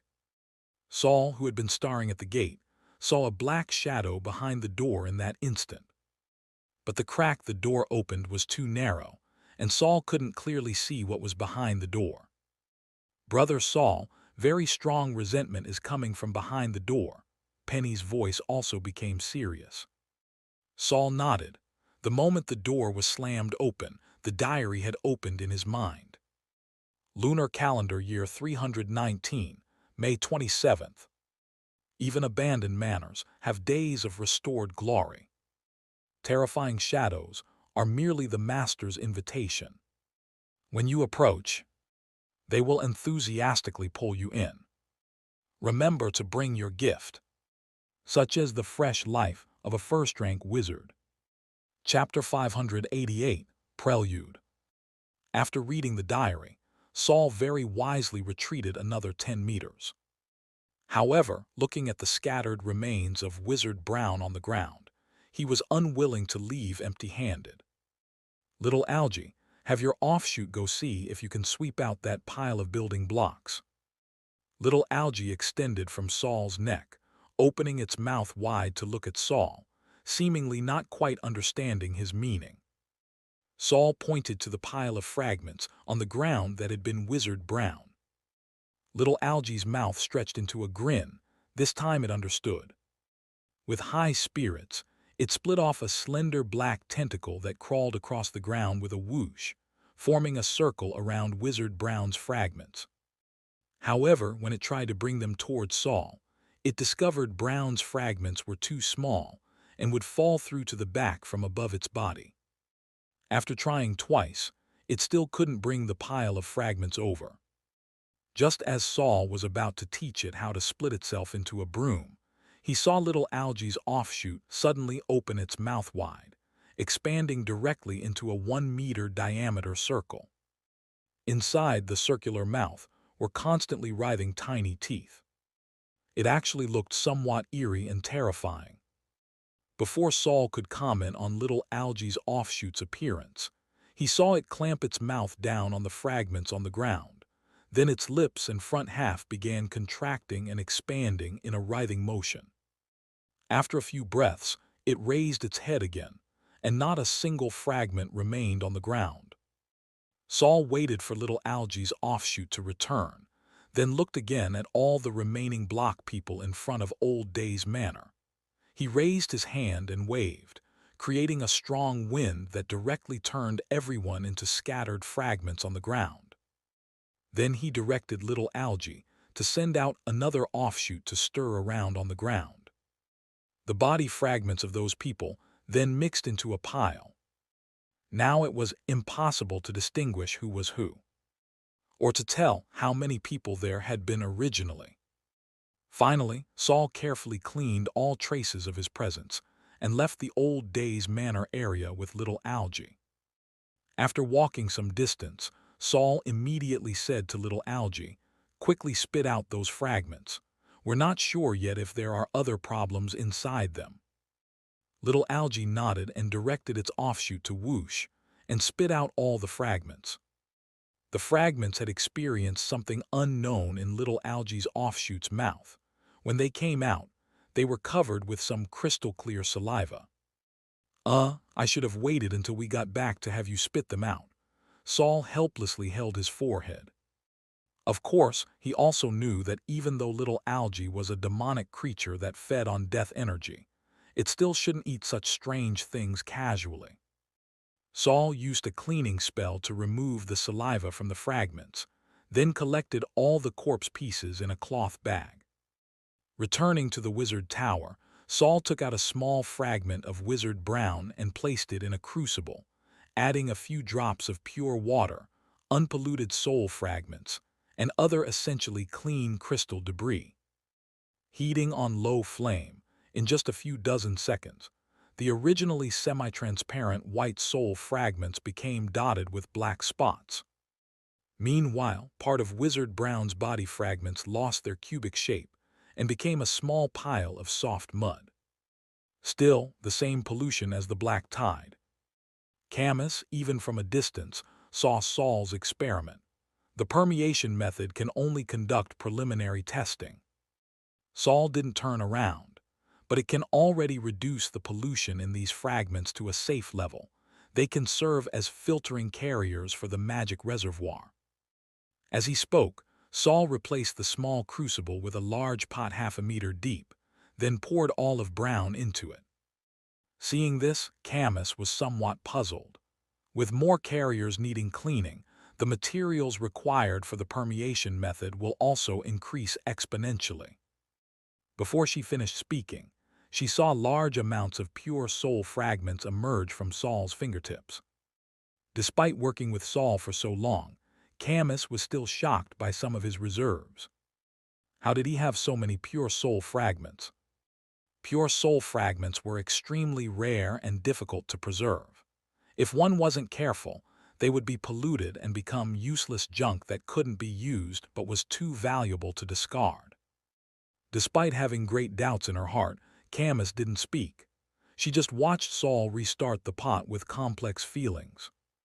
On the other side, little Algy returned to underground level 2, burrowing back into the growing space Saul had prepared for it. This place had already become a small black swamp. After little algae burrowed in, it immediately rolled around inside. As little algae frolicked joyfully, black vine-like tentacles gradually emerged from the murky black swamp. These tentacles were as thick as an adult man's thigh, even thicker than little algae's main body. But they weren't as flexible as little algae and could only sway mechanically. These tentacles weren't pure black either. Within the large areas of black, occasional thin white stripes like cow hair would appear. As these tentacles swayed eerily, little algae's main body emerged from underground again. Its small form was completely inconspicuous among this group of giant tentacles, but the nearby giant tentacles completely obeyed its commands. Suddenly little algae opened its shark-toothed mouth, and a small cube fell from between its teeth. The small cube was black and white, impossible to tell which part of Wizard Brown's body it was from. Little algae stared at the cube and tilted its head. Perhaps it was thinking whether to give the cube stuck in its teeth to Saul. But suddenly it smacked its lips, lowered its head, and swallowed the cube floating on the swamp. As if tasting this strange thing for the first time, little algae stuck out its tongue to lick its upper and lower jaws, then shook its head and burrowed back into the swamp. Wind Sprite had been somewhat irritable lately. 4 of the hunting parties she had sent out had already lost contact. Although it was normal for true wizards to have accidents in the borderland, the wizards she sent out were all quite capable and knew to stay away from danger. Moreover, the most dangerous tasks were done by ordinary people carrying testing instruments. Wind Sprite began spacing out again. The attendant reporting to her immediately lowered his head upon seeing this, not daring to speak up as a reminder. However, since he didn't remind her, naturally someone else would call Wind Sprite back to attention. Wind Sprite, a yellow glow suddenly appeared in Wind Sprite's cave. How is your detection going? Wind Sprite was almost forcibly interrupted from her trance and felt somewhat annoyed. But when she saw it was just a firefly speaking, she could only helplessly suppress her emotions. No storm I detected, but the borderland is becoming dangerous. I've already had 4 teams disappear. 4 teams? Firefly Lord's voice showed some surprise. Didn't you warn them not to go deep into dangerous areas and to have ordinary people do everything? Of course Wind Sprite was about to answer when she suddenly felt like she was following Firefly Lord's orders and unhappily shut her mouth. After a moment she continued, I'll send additional personnel. You'd better not drag your feet either. HMPH. Firefly Lord snorted lightly, and the firefly suddenly self-immolated and fell to the ground. Seeing Firefly Lord leave, Wind Sprite closed her eyes and said to the attendant still kneeling on the ground, How is the magic reservoir preparation at the Purity Wizard Tower? Across the magic forbidden Rhine Lake, our people cannot observe specific progress, but judging from the materials he's purchased recently, it should have entered the final testing phase. What about my magic reservoir? Still needs about half a year. I'm only giving you 1 month. Prepare the shell within 1 month. Wind Sprite opened her eyes again, her upturned brows revealing some coldness. After 1 month, I will personally go and bring his magic reservoir back intact. Chapter 589, Unwelcome Visitors. A month later, the time Saul and Noah had agreed upon arrived. Noah stood with his hands hanging by his sides in front of the experimental table, nervously glancing at Saul with his head lowered. Today was the day Saul planned to send him to the Chaos Realm, and also when he would check Noah's learning progress. Noah had no magical power, and his spiritual body was gradually mutating under the influence of 2 doses of drugs. This made learning the basics of magic even more difficult for him than for ordinary people. He could only memorize things over and over again. Fortunately, Noah was very smart and could always quickly understand complex and profound knowledge, figuring out their underlying logic. Although Saul hadn't considered how well Noah's basic knowledge could be learned when planning to send him to the Chaos Realm, Noah still hoped he could perform better, so that Saul wouldn't regret taking him as an apprentice. Unfortunately, for a child without cheats, trying to overcome innate physical difficulties was still too hard. Despite Noah studying basic knowledge day and night with Agu, by today, a month later, he had only mastered one magical rune. Water Source. Saul looked at the rune Noah had taken a long time to complete, puzzledly raising his head. Why didn't you choose an attack rune? Master, you said the Chaos Realm I'm going to is a place with very scarce resources, where I might walk for days without seeing any human habitation. So I thought that compared to combat, creating a life-sustaining water source is more important. As for fighting, I'll try to avoid it. Saul neither agreed nor disagreed.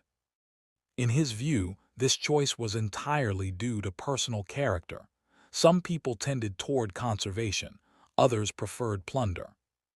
He had no intention of interfering. Saul looked down again at the rune on the table that Noah had spent a month drawing but was very standard. Doing your best within your capabilities, your performance has exceeded my expectations. He stood up and said, You've already proven yourself and completed the test. However, life's tests are still very long.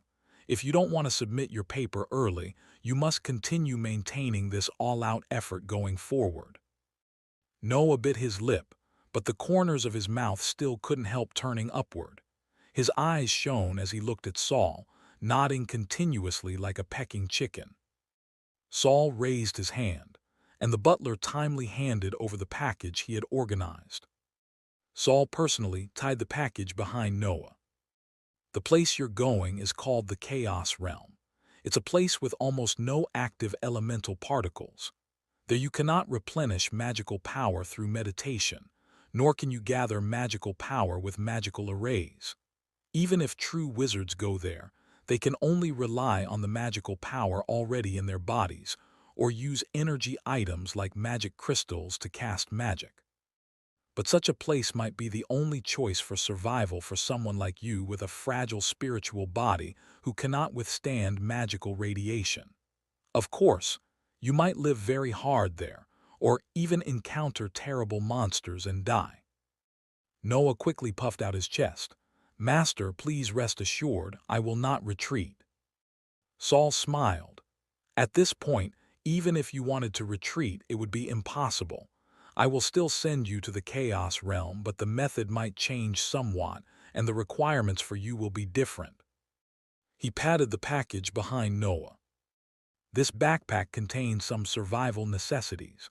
A short sword and sleeve crossbow specially made for you, plus a bottle of poison and the corresponding antidote.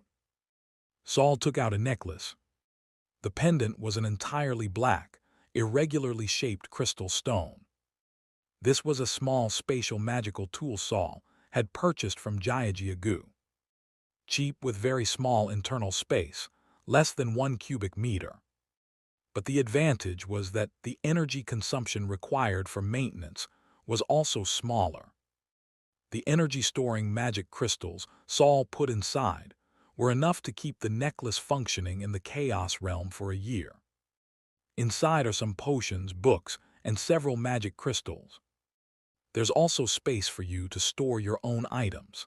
After you mark it with mental power, you can use it without expending magical power. Noah listened carefully to each of Saul's instructions, nodding repeatedly. Initially, I'll try to visit you once a month. After you can establish a foothold in the Chaos Realm, later it might change to once a year. After adapting to the environment there, collect local item samples as much as possible. Of course, the prerequisite is staying alive. Noah solemnly received the necklace and put it around his neck.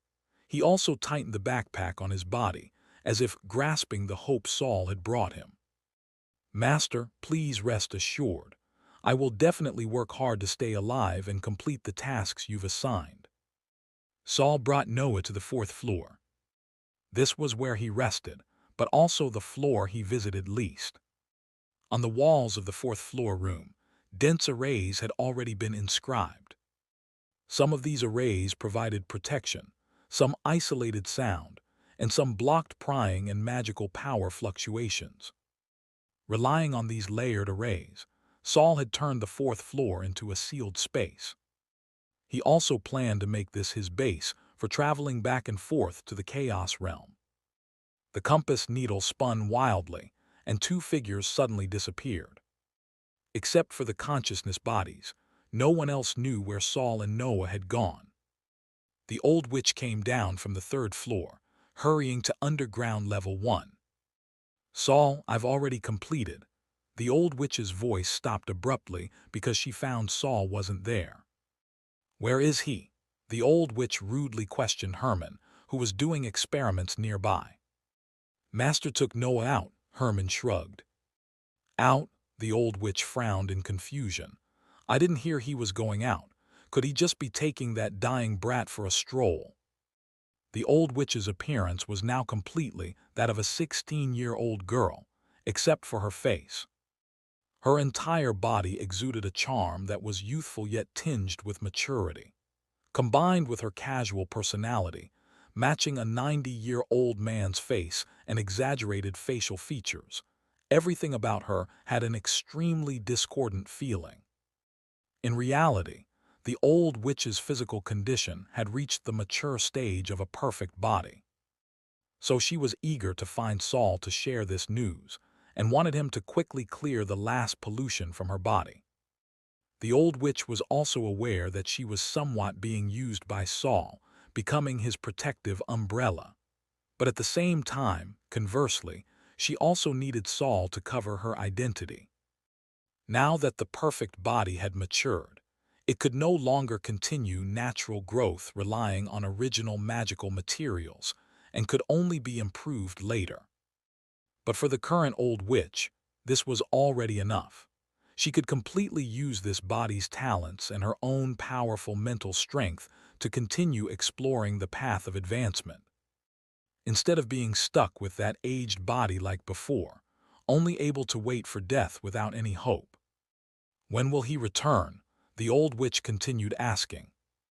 Agu put down the two beakers in his hands and looked up. We're not clear about the master's decisions either. Maybe he'll return soon, maybe it'll take several days. Do you have any instructions, my lady? Perhaps I can help. The old witch curled her lips. Can you handle pollution sources? Agu spread his hands to indicate he was powerless to help. The old witch made a ch sound and ran back up the stairs with a clatter. Throughout this entire time, Camus only huddled in her confinement array without saying a word. However, just after the old witch left, Camus suddenly looked south, stared intently for a while, then slowly closed her eyes. At the same time, the old witch, who was riding a wolf cart preparing to go out for a tour and see if she could find Saul, also suddenly raised her head. A fierce wind suddenly rose outside the mushroom forest. Large amounts of mushroom spores were swept toward the wizard tower by the wind. However, the violent hurricane came to an abrupt stop over Rhine Lake, and the spores fell down, spreading into a grayish-white carpet. The old witch instantly narrowed her eyes. This is trouble at the door. Chapter 590, The Old Witch's Battle. Estimating the magical power intensity carried by the hurricane just now, the old witch sneered. Second-rank wizard. Perfect time to let them know the difference between people. She reached back to grab her head and pulled out a flesh-colored mask that could cover her entire face. This mask could block scrying spells while not obstructing her vision. But as the old witch strode outward, Steward Hope stepped out to dissuade her. He approached the old witch and said, "Madam, there may be more than one second-rank wizard on their side. We should rely on Rhine Lake for defense." With Rhine Lake, at least second-rank wizards couldn't harm them across the frozen lake surface. To deal with this situation, Saul had long ago instructed the steward to set up long-range physical attack systems on the lake island. The old witch actually knew this too, and it was precisely because she had the wizard tower behind her that she could charge out so fearlessly. She waved dismissively. "I know, but when enemies come knocking at our door, how can no one respond to battle?" Without waiting for the steward to speak again, she grabbed the magic wolf that was already baring its teeth and raising its rear, casually severed the reins on the wolf, jumped onto its back, grabbed its fur with one hand and gave its head a hard knock with the other. "Charge! Let me see if you're really a wolf or a dog." Almost the next second, the magic wolf charged out as if unable to stand the old witch's provocation. At this time, the giant mushrooms on the outermost perimeter had already fallen to the ground. Soon, three figures appeared by Rhine Lake. From their unrestrained magical power fluctuations, it was clear these people were all second-rank wizards. The old witch narrowed her eyes. She had seen all these people before. When she had infiltrated Wind Sprite's lair, she had been injured by these very people. All Wind Sprite's personal subordinates. Looks like she really values Saul. Though three second ranks stood opposite her, the old witch wasn't afraid. She even suppressed the magic wolf's somewhat cowering emotions and continued charging. From above, one person and one wolf were like a black arrow piercing through white ice and misty fog, advancing fearlessly with murderous intent. Her terrifying momentum actually made the three second ranks who had just stepped onto Rhine Lake somewhat wary. "No good, this lake's magic forbidding power is very strong. Even we can't gather magical power." "We can't, but Lord Wind Sprite won't be affected much." The third wizard looked at the old witch rushing toward them and stepped back several paces off the ice layer. "Don't forget our mission. Capture all second-rank wizards." The third person raised his hand and waved. Suddenly, over 100 people wearing blue-green cloaks charged out of the mushroom forest, stepping onto the ice without hesitation and sprinting madly toward the pure white wizard tower. The old witch had now approached the frontmost runners. She glanced at these reckless people who seemed unafraid of death, and a cold smile curved her lips. "HMPH." The old witch grabbed the magic wolf, which suddenly raised its front claws and tore apart the enemy directly ahead. Flesh scattered in all directions amid flying blood, as if dyeing the surrounding white mist with blood. After the old witch tore apart one person, all the other blue-robed people ran away from her.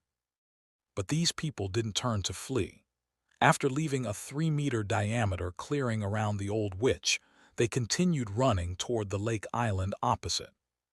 The old witch didn't bother with these people anymore. The magic wolf leaped to the lakeside, where one person now stood facing her.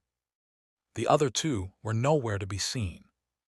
"Where are the other two? Don't tell me they're scared, hiding." Though clearly relieved, the old witch still had to act tough. Standing opposite the old witch was the only female among the three second-rank wizards. She stared at the old witch with a stern face, her robes gently trembling. The moment the magic wolf stepped ashore, the surrounding air suddenly became heavy. Friction sounds gradually arose in the invisible air, as if two unseen hands were struggling against each other. The magic both released was actually the same. Just as the two were in standoff, the wizard tower behind the old witch suddenly made an explosive sound.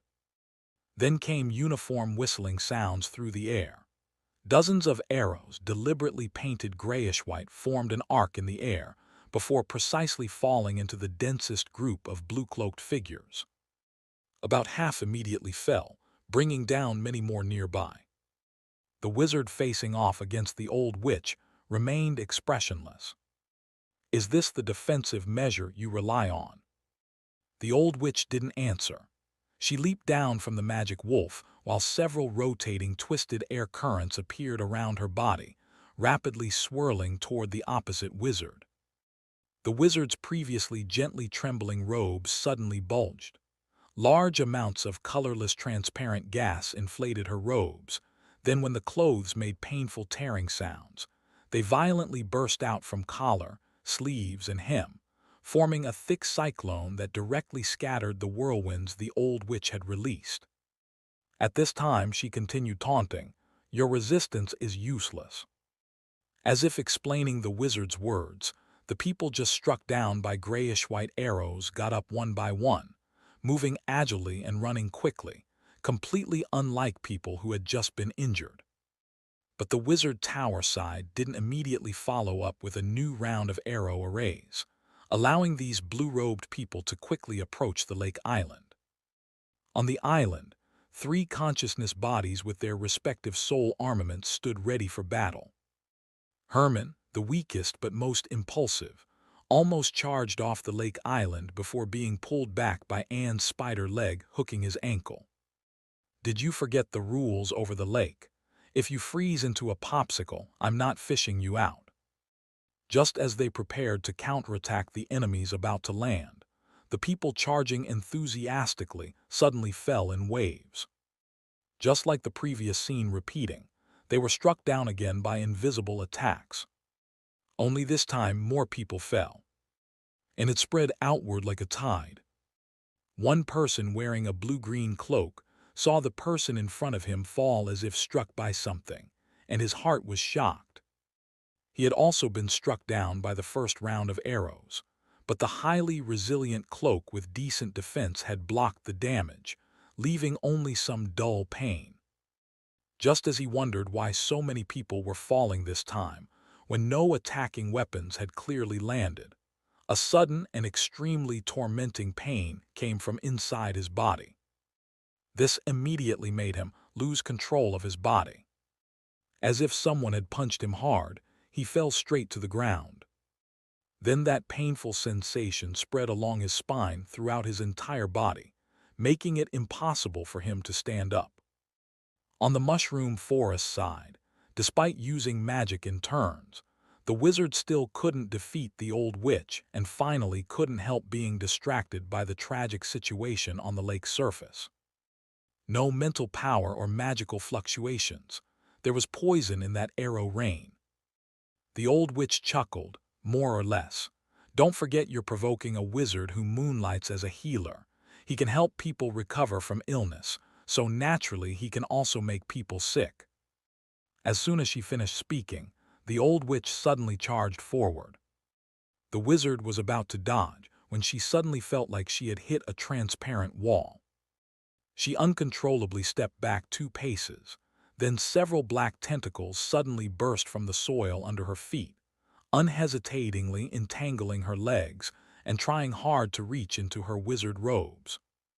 The old witch didn't stop, releasing an air shield but using the shield as a weapon, charging again at the wizard who was temporarily entangled by little algae. Chapter 591, Fierce Battle. For a moment, the wizard who couldn't break free from little algae was sent flying in a tremendous collision sound. But before she could fly far, she was blocked by a giant mushroom that had somehow moved behind her. The wizard wasn't severely injured. As soon as she stabilized, she immediately prepared to get up, but she discovered her body was covered with a lot of slippery powder. The old witch's next round of attacks had already arrived. The wizard had no time to clean the powder from her body. She suddenly brought her hands together in front of her, and an incantation so fast it was almost inaudible rang out. Then the wizard shook her hands, moving them in wave-like motions. A massive wind wave, carrying the roar of seawater, surged toward the old witch. Seeing the opponent's magical power fluctuations like a newly formed hurricane, the old witch had no intention of dodging. Instead, she bared her teeth fiercely and let out a sharp, piercing howl. Scree! The invisible air wall in front of her instantly deformed. The violent air blast rushed toward the old witch, but suddenly turned a corner, actually being redirected back toward the wizard by the arc-shaped air wall. To redirect such intense wind waves required more stable magical power. The old witch's face turned pale, but her fierce smile didn't disappear, making her look even more hideous. Seeing she was about to be hit by her own magic, the wizard quickly stopped casting and switched to an instantly castable jump spell, directly bouncing up from the ground. Just after she dodged, the giant mushroom trees behind her were blown about by the hurricane, some even uprooted. The old witch made a sound. How stupid! Can you blow a wizard to death just by blowing? The wizard, who had just leaped into midair, twitched at the corner of her mouth. Don't you also major in wind attributes? Halfway through her words, she saw the old witch throw a black object at her. The wizard was very cautious and casually struck it down without letting it approach. As soon as she destroyed that unknown black object, it suddenly exploded and emitted a string of sparks. But the explosion intensity was too small. Even if the wizard didn't deploy defenses, she could withstand it with her physical body. She couldn't be doing something so useless. The wizard looked down, noticed the large amount of white powder on her clothes from the mushroom, and immediately cast a cleaning spell. However, as soon as the white powder left her clothes, it suddenly self-ignited. Very low ignition point. Does she really think she can burn me with this stuff? Thinking of the old witch powerful enough to redirect her attacks, the wizard didn't dare take it lightly. She immediately opened her mouth and spat out a magical tool. This magical tool looked like a key and had limited uses.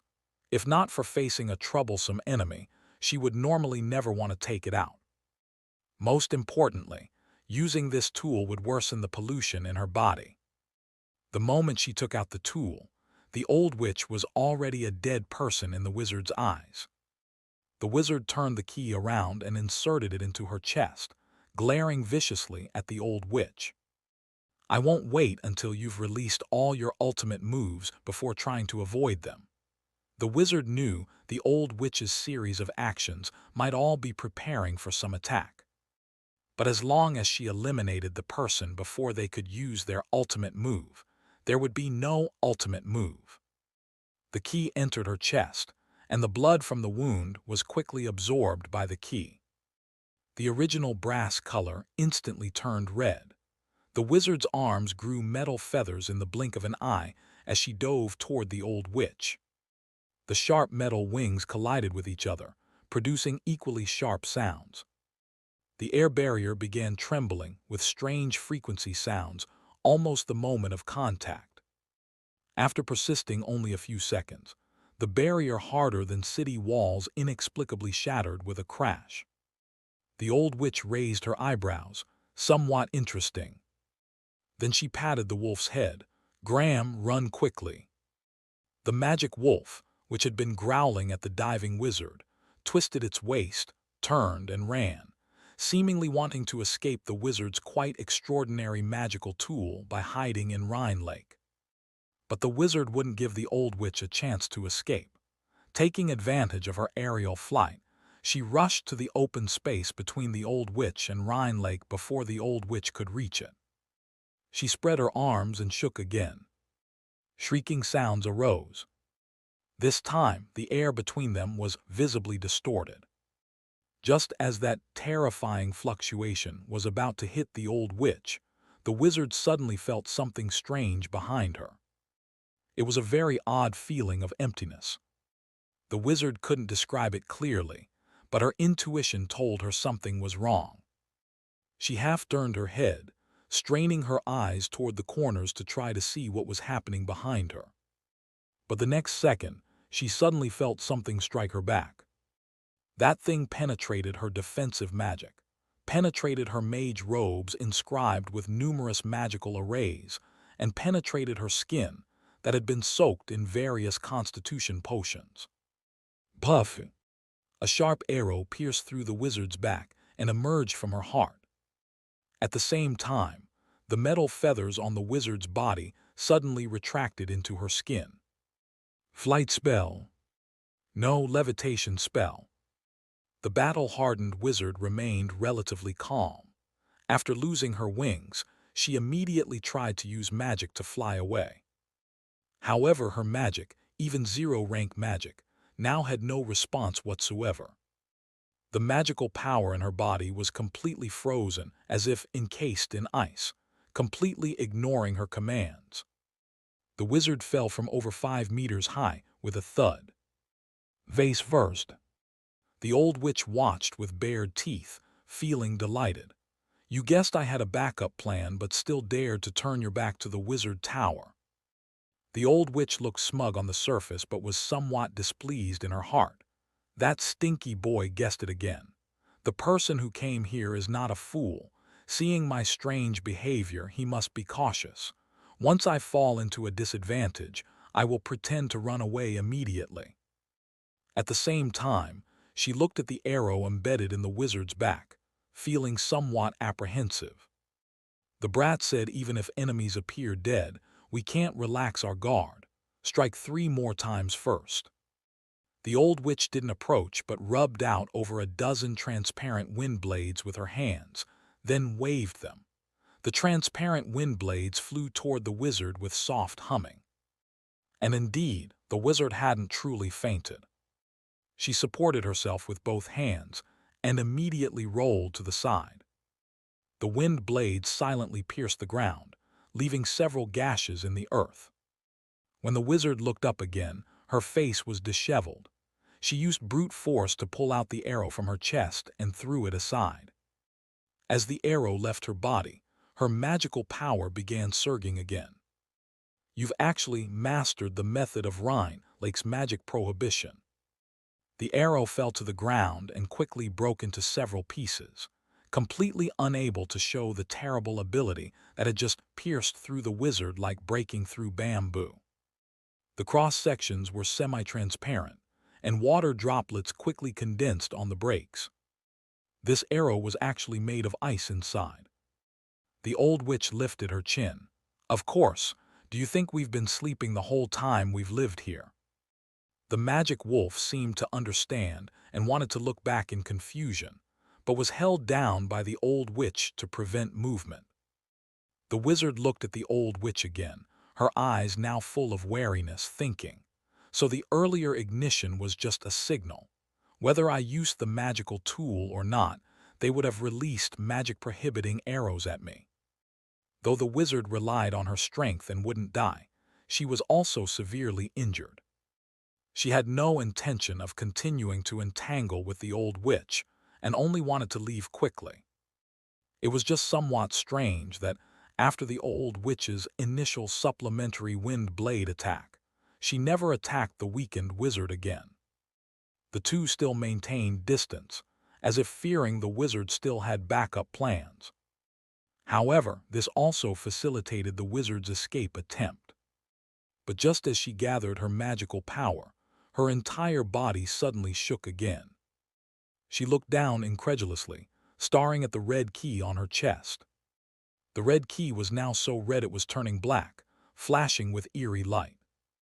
Impossible, impossible. The wizard couldn't care about escaping.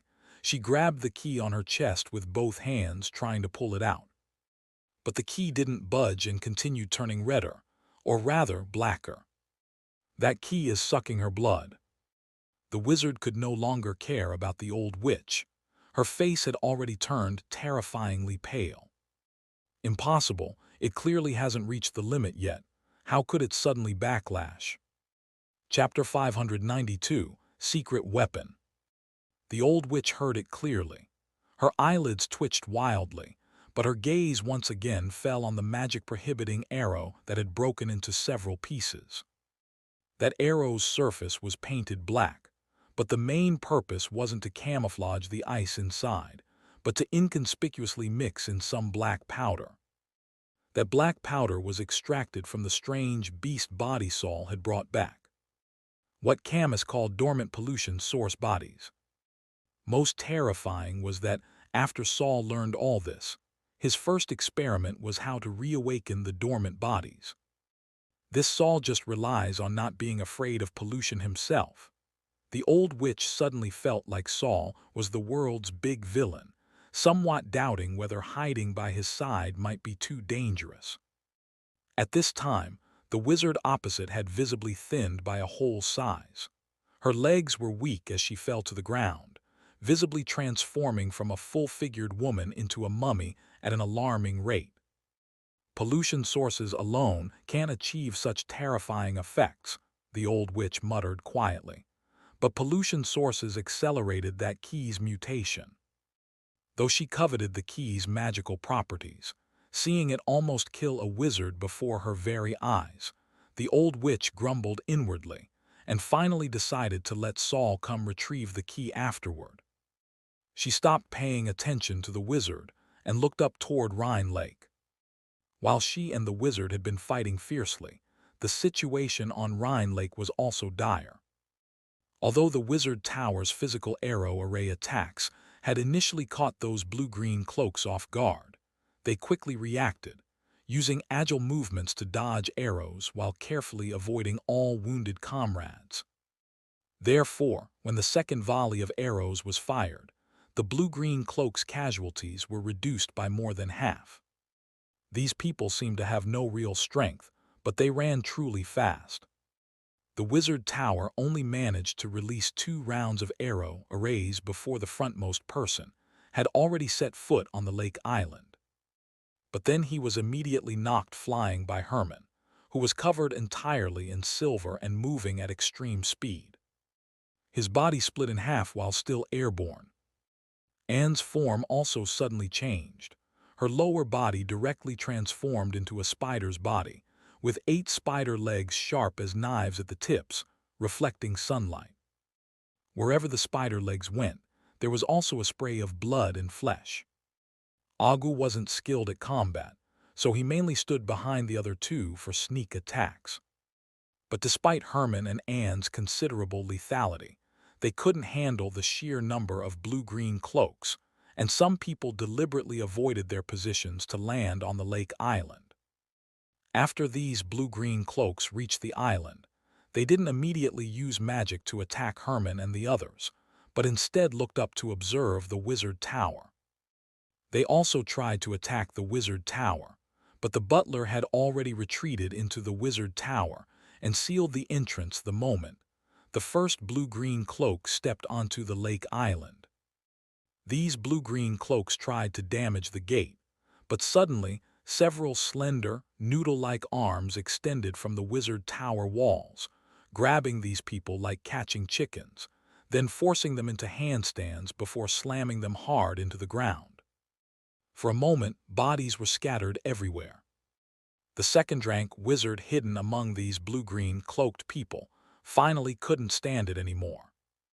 Although these blue-robed wizards' mission was to use their lives to find the magic reservoir inside the wizard tower, if they kept dying like this, they'd probably all be dead before even seeing the shadow of the magic reservoir. Wind Sprite's forces were already short-handed, and this Purity Wizard Tower seemed to have some third-rank wizards backing. If the other party became prepared, it wouldn't be easy to force their way in like this next time. The second-rank wizard named Baron swept his gaze over the 2 consciousness bodies, found they only had about first-rank strength, didn't take them seriously, and raised his hand to release a lightning bolt. The lightning soared into the air, immediately transforming into chains, seemingly intent on directly killing the 2 junior wizards. Seeing the second-rank wizard attack, Herman and Anne moved together with perfect coordination. Herman's entire body turned silver, his speed instantly reaching its limit. Though he had only been a third-level apprentice when he died, since following Saul and serving as an experimental subject several times with his soul repeatedly supplemented and strengthened, he now had first-rank strength. Of course, he was still the weakest among the consciousness bodies. After fusing with her enemy, Anne's strength was already approaching second rank. But the disadvantage of soul bodies having no magical power, combined with their body strength being inferior to living people, made it impossible to oppose a second-rank wizard. Facing the sudden attack from the second rank hidden among blue-green cloaks, after barely dodging the opponent's casual strike, The two immediately retreated to the wizard tower. Seeing this, Baron didn't pursue too closely. He wanted to see if the wizard tower would open its gates again when facing returning companions. But what Baron hadn't expected was that, when Anne and Herman approached the wizard tower, all their non-human limbs completely disappeared while their auras changed, actually becoming two soul bodies. Then these two soul bodies merged into the wizard tower's body in an instant. No need for the steward to open the door at all. Baron instantly frowned, then immediately relaxed. I completely failed to notice they were soul bodies just now. He rubbed his palms as several electric lights flashed. Although I'm not very suited for keeping souls, these few should be fine, right? Baron became thoroughly interested in the Purity Wizard Tower. Originally, he had come just to complete Lord Wind Sprite's mission, but now he had his own goals. Baron continued approaching the wizard tower. The white, slender arms that had just been fighting the blue-robed apprentices immediately launched attacks at him. But a second-rank wizard didn't care about such minor damage at all. A spherical electric net rose around his body, instantly expanding outward before disappearing in a short time. But this briefly appearing electric net swept away all the white arms approaching him. Walking to where the gate had originally been, Baron raised his hand and released another lightning bolt. The gate didn't budge. This wizard tower is indeed extraordinary. Baron sensed the feedback of his magical power hitting the gate. This absolutely wasn't a magical building a first-rank wizard could create. Combined with thinking about the masked female wizard currently fighting his companion, this first rank can actually command second ranks. Looks like the rumors are true. He really has a third-rank wizard backing him. Baron stepped back 2 paces. Through testing, he knew this wizard tower couldn't be forcibly breached in a short time, and Wind Sprite had told them to fight quickly without delay. Since that was the case, he should change his approach. Baron looked up at the tower top, where there was a strange circular platform wider than the wizard tower's cross-section. Who would build a wizard tower like this? There must be something wrong up there. Baron flew directly upward, his entire body flashing with electric light to guard against sneak attacks from the shadows. However, as he got closer and closer to the circular platform, he suddenly saw a human figure appear above it. Could there be another second rank? Baron was just becoming alert when he discovered that person had no magical power fluctuations at all. Looking more carefully, it really was an ordinary person. Only this person had a white mushroom swaying left and right on his head, and he held a small, delicate crossbow in his hands. The moment he saw the man, Marsh pulled the trigger in his hand. A black arrow shot out. At that solemn expression, Baron couldn't help but laugh. An ordinary person actually wants to. Puff! The palm-sized short arrow actually penetrated Baron's lightning protection, penetrated the static electric field protective gear he had deliberately hidden under his blue-green cloak, and directly pierced his lower abdomen. If Baron hadn't consciously tightened his muscles, that short crossbow bolt might have actually pierced right through him. However, before the shock in Baron's heart could fade, his entire person whoosh fell down. Chapter 593, Shameless. While falling, Baron's mind went blank for an instant. But his reactions were quick. At the last moment, he suddenly grabbed the edge of the circular platform, preventing himself from actually falling. The Purity Wizard Tower was 5 stories high, but each floor was 4 to 5 meters tall. Falling from this height would severely injure even a second-rank wizard's body. Marsh saw the fingers at the edge of the circular platform and pulled out the pickaxe from his chest, wanting to cut off the opponent's fingers. However, this time he was careless. Baron, who he thought had lost all resistance after losing magical power, used his powerful physical capabilities to pull his entire body up with just a few fingers. As soon as he looked up, he saw the man who had just attacked him with a crossbow about to step forward and stomp on his fingers. Baron used force to flip himself up, jumped directly onto the circular platform, and swung a vicious punch at Marsh. Marsh was shocked and regretful. Saul had clearly told him to flee immediately after shooting the crossbow bolt. But seeing the enemy actually cling to the Wizard Tower's platform edge without falling, he became anxious and only wanted to kick the person's hand off, never expecting that person could jump up from the brink of falling using just a few fingers. Now it was somewhat late for Marsh to try to escape. Baron's punch connected directly with Marsh's chest. The latter flew far like a kite with its string cut, nearly falling off the opposite side of the platform.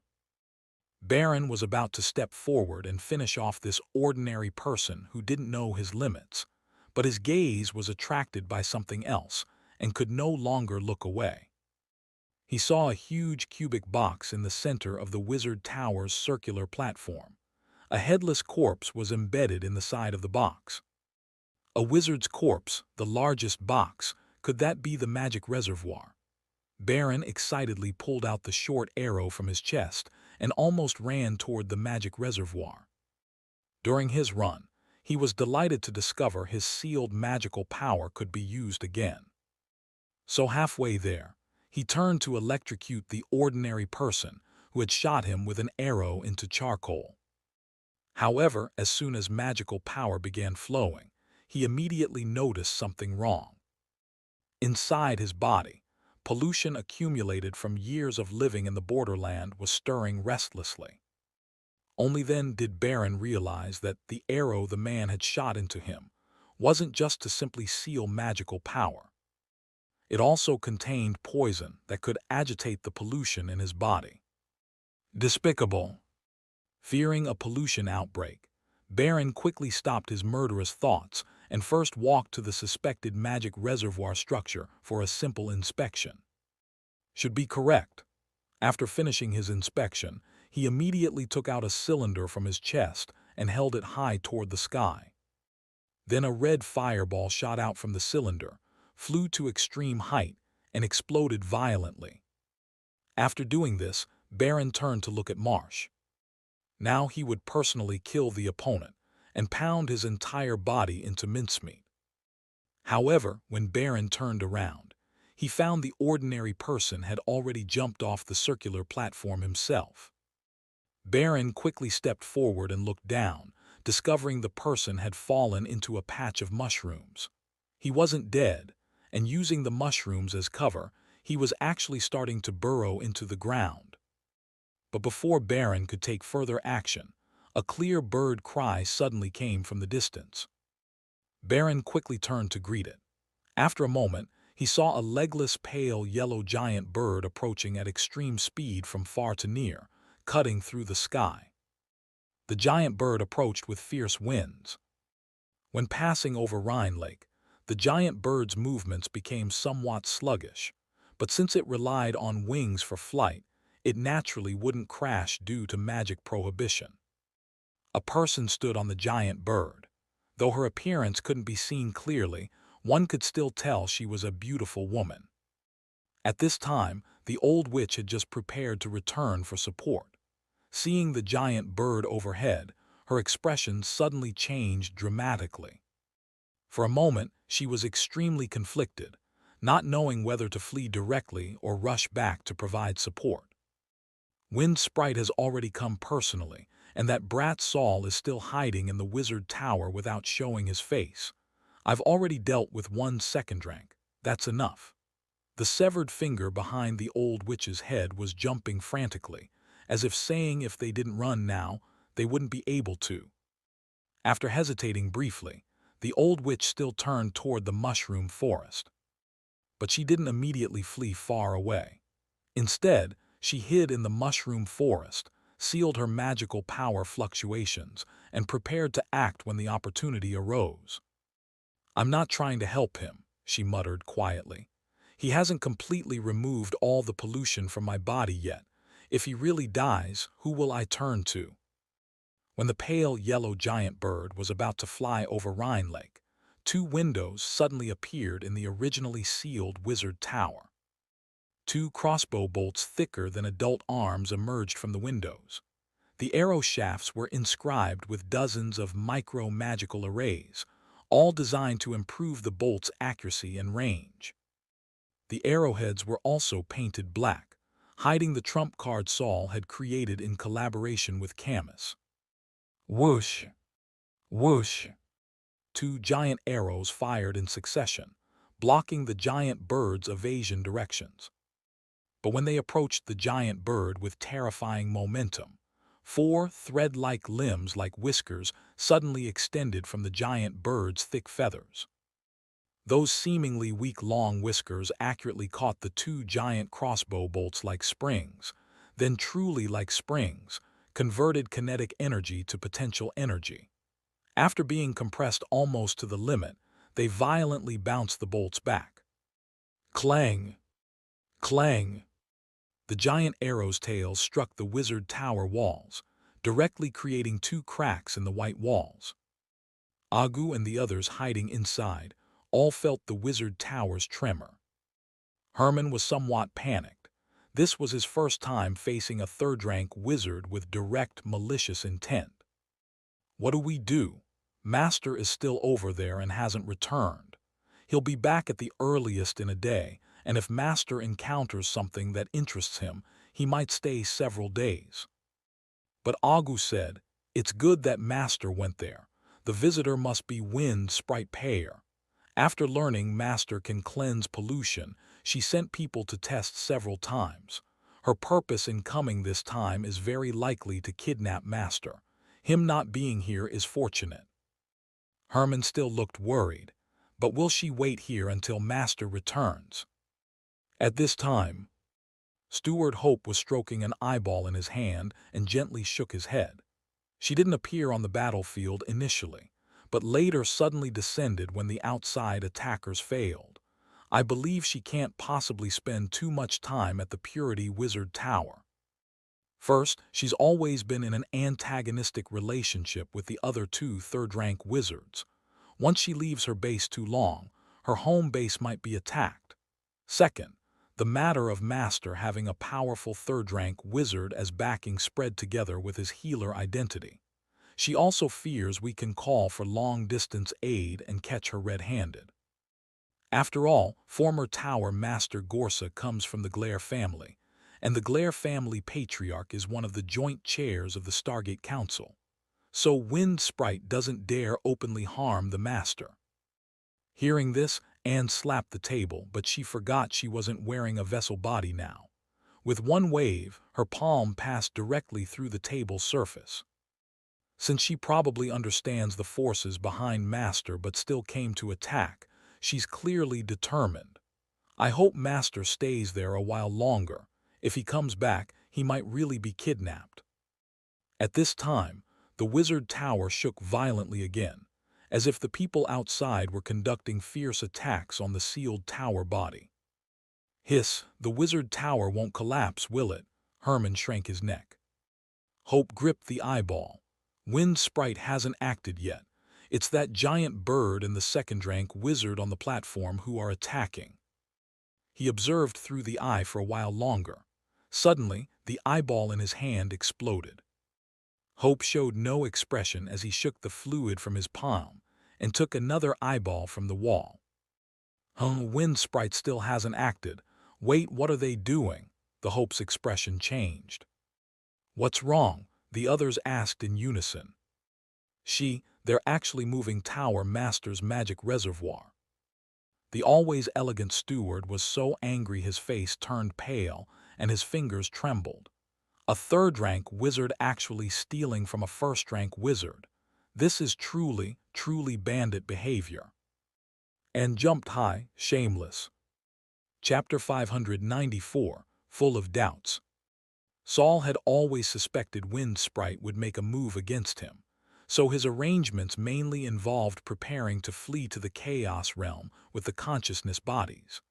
Other spirits belonging to the Wizard Tower would all retreat into the Black Iron Box. Anyway, the black iron box was buried deep underground. Even if the upper wizard tower collapsed, it wouldn't matter.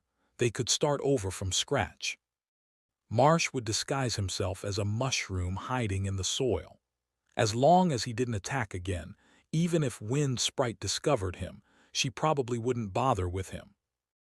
Of course, if Wind Sprite attacked while he wasn't present, the Wizard Tower's souls would still hide in the black iron box, while other consciousness bodies could step onto Rhine Lake when escape proved hopeless and hide inside as popsicles until Saul used the diary to rescue them.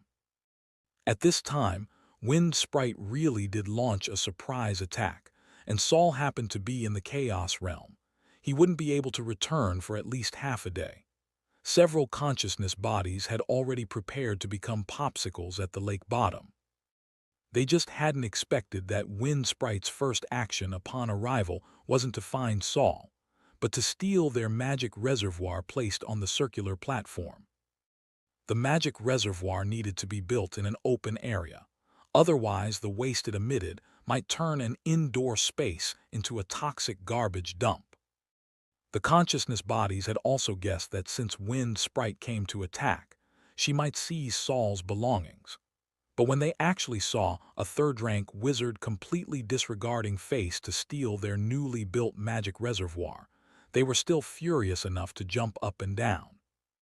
What was even more infuriating was that, through Hope's observations, they really just grabbed the magic reservoir and ran.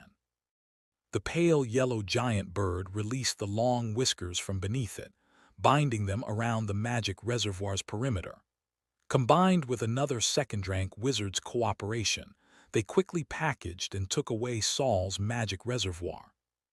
Having finally completed Lord Wind Sprite's mission, Baron was extremely pleased and prepared to continue plundering the Wizard Tower with Wind Sprite's support. However, contrary to his expectations, Wind Sprite directly left with the magic reservoir. Baron stood at the edge of the circular platform, dumbstruck. Wind Sprite had left directly. Could he alone still take away those soul bodies? But thinking about it, those soul bodies only had about first-rank strength. As long as he wasn't hit by those magic-prohibiting crossbow bolts again, he wouldn't fear them. Just then, Anne, who had been hiding inside the wizard tower, suddenly showed her head, but retracted when Baron saw her. Baron's heart trembled. These guys appear and disappear like ghosts, and those magic-prohibiting arrows can ignore at least second-rank defenses. I'm too passive alone. Better go back and call the other two over. The biggest external support had come and gone, leaving Baron, who had originally wanted to burn, kill, and plunder, feeling uncertain. The wound on his chest was still healing. After some consideration, he convinced himself that since there was still time and the wizard tower couldn't run away, it was safer to call the other wizards. However, just as he prepared to return to find his companions, he discovered the mushroom forest side was terrifyingly quiet. "Are you looking for her?" The old witch emerged from the mushroom forest, holding a mummy in her hand.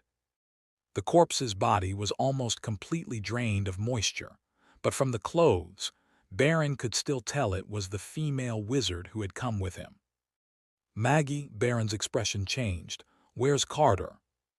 "You mean this guy who plays with puppet control?" Another person emerged from the mushroom forest, riding a magical beast 1 meter taller than a magic wolf. The magical beast had a lion's head, horse's body, and a pair of huge wings. But this magical beast wasn't within Baron's knowledge range. It looked more like an artificially synthesized magical beast through magic. Baron didn't recognize the magical beast, but recognized the person riding it. Though he wore a helmet, his entire outfit was too conspicuous. Anyway, besides Brando, Baron had never seen any other wizard who would move around wearing armor. Brando, Baron couldn't help but step back. This guy was extremely troublesome. As long as you couldn't kill him, he could change bodies daily to trouble you. Moreover, these bodies had different martial focuses. Some were pure physical berserkers, Others were extremely agile knights. If he conducted in-depth research on you and designed a body specifically to counter you, fighting would be extremely depressing. At this time, Brando's spear still had a wizard hanging from it. That wizard's hands and feet were still twitching. He wasn't completely dead yet, but had lost the ability to struggle. That was Baron's third companion, the wizard responsible for controlling the blue-green cloaks. Because his close combat wasn't good, he had been hiding in the mushroom forest all along, never expecting to be picked off by the returning Brando. Looking at Brando, then at the old witch who had similarly dealt with one of his companions, Baron was extremely depressed. Why did Lord Wind Sprite run? No, leave so quickly. Otherwise, she could have casually eliminated these two troublesome people. But it was too late to say anything now. Baron knew that staying here any longer would just be delivering his head to others. He glared viciously at Brando, who had inexplicably appeared here, and jumped down from the other side of the circular platform. Wind Sprite's attack had been magnificent in momentum, but ended abruptly. Most crucially, though third-rank wizard Wind Sprite had come personally, she had only shown her face, stolen Saul's recent research results, and fled. She hadn't even casually released a spell to destroy the wizard tower. Saul, returning alone from the Chaos Realm, was somewhat puzzled. He had thought that after Wind Sprite's visit, his foundation would be destroyed. Either he'd have to seek help from Master Gorsa or find a way to take revenge himself. So much fuss about nothing. Saul was now huddled with the others on Underground Level 1. Looking at the equally confused group, Saul stroked his chin as a thought suddenly flashed through his mind. This Wind Sprite, does she have problems? He looked up and confirmed once more with Butler Hope. Hope, are you certain that when Wind Sprite took away my magic reservoir, she never came down from start to finish? Hope nodded very definitely. Saul leaned back, lightly tapping his index finger. I suspect. Everyone looked at Saul. Wind Sprite really does have problems, and big ones. Her current strength might not even reach third rank.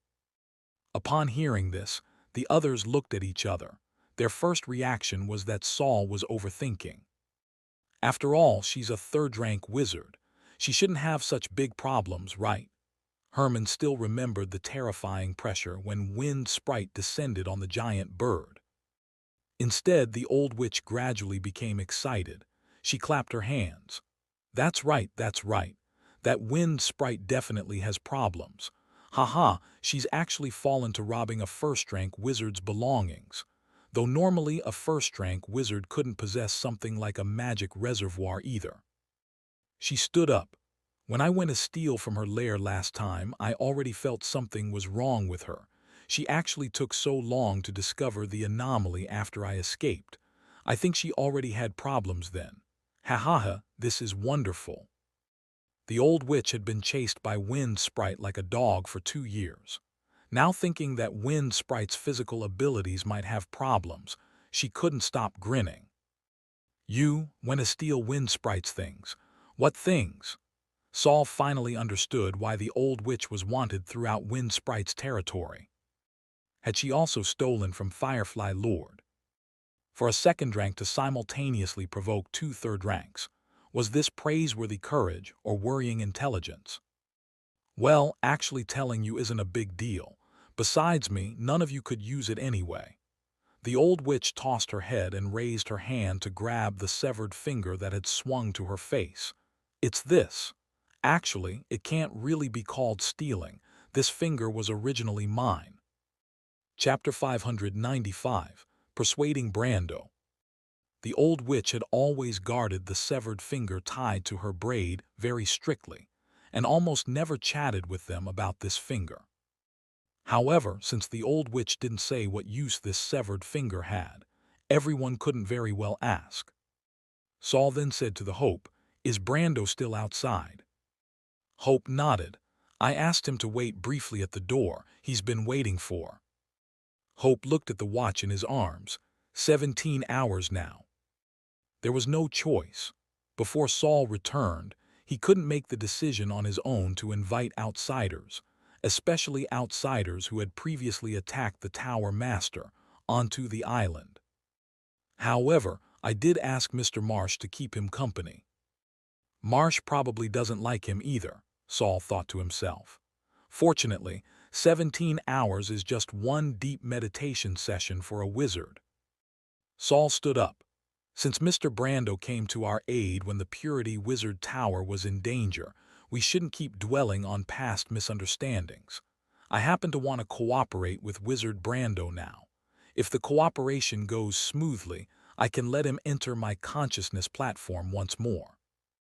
Through several encounters, Saul had discovered that while Brando appeared to follow a physical route on the surface, he was actually a pure mental power-type wizard.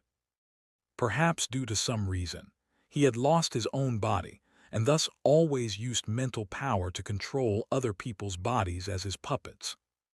At the same time, because puppets' magical power reserves were inferior to living wizards, Brando's puppets focused mainly on physical attacks. Without considering damage to bodily functions, they could unleash extremely powerful force. Naturally, such a Brando placed great importance on improving mental power. Saul walked out of the wizard tower with the old witch and saw Brando squatting nearby, studying mushroom cultivation with Marsh. Marsh seemed to have completely forgot that Brando had once destroyed a patch of his mushroom forest, speaking enthusiastically with animated gestures. As Saul approached, he happened to hear Marsh saying, "This type of mushroom is also edible, but it's quite troublesome to digest. Sometimes it might form gangs and fight in your stomach." "So, there aren't any of these belligerent mushrooms in my meals, right?" Brando had long noticed Saul's approach, but only after saying a few more words to Marsh did he pretend to just notice Saul, supporting his knees to stand up. "Wizard Saul, you finally returned." For the first time, Saul showed Brando a normal smile. "This time when my wizard tower was attacked, I must thank you for your assistance." A muffled voice immediately came from under Brando's helmet. "No need to thank me. Actually, I also wanted to resolve misunderstandings with Wizard Saul and rebuild friendly relations, seeking your guidance on strengthening consciousness space, which is why I took action." This was quite a straightforward statement. Saul smiled and pointed toward the wizard tower behind him. "Would you like to go inside to talk?" Brando was still somewhat wary. "No need. My flying beast becomes irritable when separated from me. If you don't mind, let's talk here." "Fine then." Saul directly began discussing cooperation proposals with him outside. "You helped me but also killed one of Wind Sprite's subordinates. Are you worried about Wind Sprite's future retaliation?" Brando said composedly, "Wind Sprite has the smallest sphere of influence among the 3 third ranks. I just need to hide in Dreammaker's or Firefly Lord's territory, and she can't do anything to me. Besides, compared to my possibility of advancing to 3rd rank, offending a 3rd rank is nothing." Saul nodded in understanding, then asked in return, "Then, would you dare join me in striking back?" Brando frowned slightly. Striking back would mean attacking Wind Sprite's lair, which was completely different in nature from killing one of Wind Sprite's subordinates outside. The danger level was like heaven and earth. Seeing Brando hesitate somewhat, Saul added another chip. "If you help me this time, I'll let you enter the consciousness space once." Brando suddenly looked up sharply, his gaze fierce as an eagle's. "3 times." Saul shrugged. "It's not that I won't let you bargain, but I'm afraid you won't survive the 2nd time." Saul wasn't lying. Those eyes in his consciousness space weren't magnanimous masters. Except for Saul and entities affiliated with him, frequent entry into his consciousness platform by others was no good thing. He still remembered when in Kaugus City, Kent had directly jumped into the starry sky to avoid him in the consciousness space. The result was death within seconds, with his soul also decomposed. What was even more terrifying was that Kent's corpse in the real world had also undergone mutation. The eyeballs that emerged from his body had nearly mutated Agu as well. Sometimes Saul even worried whether these stars might one day mutate him too. What was comforting was that the dead wizard's diary had never issued death warnings about the starry sky within his consciousness. Saul could only hope this wasn't, because the diary also couldn't see through the star's movements. Brando had been observing Saul's expression changes and found that his casual tone carried a hint of, believe it or not, certainty, making him even more convinced of his guess. This Saul definitely has something more terrifying than pollution in his body. The death threat I felt in his consciousness space last time wasn't an illusion. I might have even underestimated the danger level of his consciousness space. However, though Brando was somewhat fearful, for the sake of advancement, he was also willing to take risks. Since Saul had already given a solemn warning, he would still heed the advice. Go once first, see the situation, then decide whether to go a second or third time. Brando exhaled, the breath hitting his stuffy helmet. Huff, all right then, as you said, I'll go once first. Saul raised one eyebrow. It seemed Brando hadn't completely given up yet. But that was fine. If he was proactive, Saul didn't mind having another test subject for gauging the star's danger level.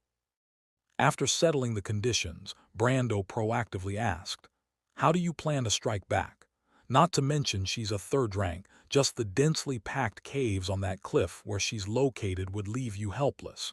You simply don't know which cave you could find her in." "I know." "What?" "One of my patients once visited Wind Sprite at the cliff and helped me determine her location." Only then did Saul notice another suspicious point. Speaking of which, Wind Sprite didn't discover the little thing I hid on my friend at the time. It was only later that something suddenly happened, causing my surveillance to be cut off. Saul half closed his eyes. Regardless of what happened then, the mere fact that she didn't discover my tracking in the first place is abnormal enough. Saul opened his eyes wide, his tone implicitly excited but very certain. Wind Sprite no longer has third-rank strength. Saul looked at Brando, his eyes full of fervor. A third rank who has lost third-rank strength might not even be as powerful as a formidable second rank. Are you still afraid to oppose such a person? Brando's breathing became somewhat rapid. He had always thought himself quite mad, but how did this young wizard before him seem even madder than himself? Could it be the influence of those stars in his consciousness space? Chapter 596, The Old Witch's Hatred. At first, Brando didn't quite believe Saul's words, but Saul analyzed the various suspicious actions during Wind Sprite's invasion today, gradually eroding Brando's distrust. Even so, he still thought Saul was somewhat mad to dare invade a third-rank wizard's lair based on his own speculation. He now only worried that if Saul couldn't return alive, he would have offended Wind Sprite for nothing. Brando left somewhat worried. The excited Saul immediately changed to a calm expression after he left. The old witch waited on the first floor of the wizard tower, leaning against the wall, deceiving people again.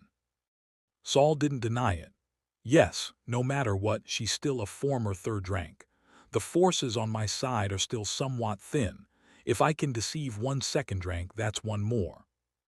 He even gave the old witch orders.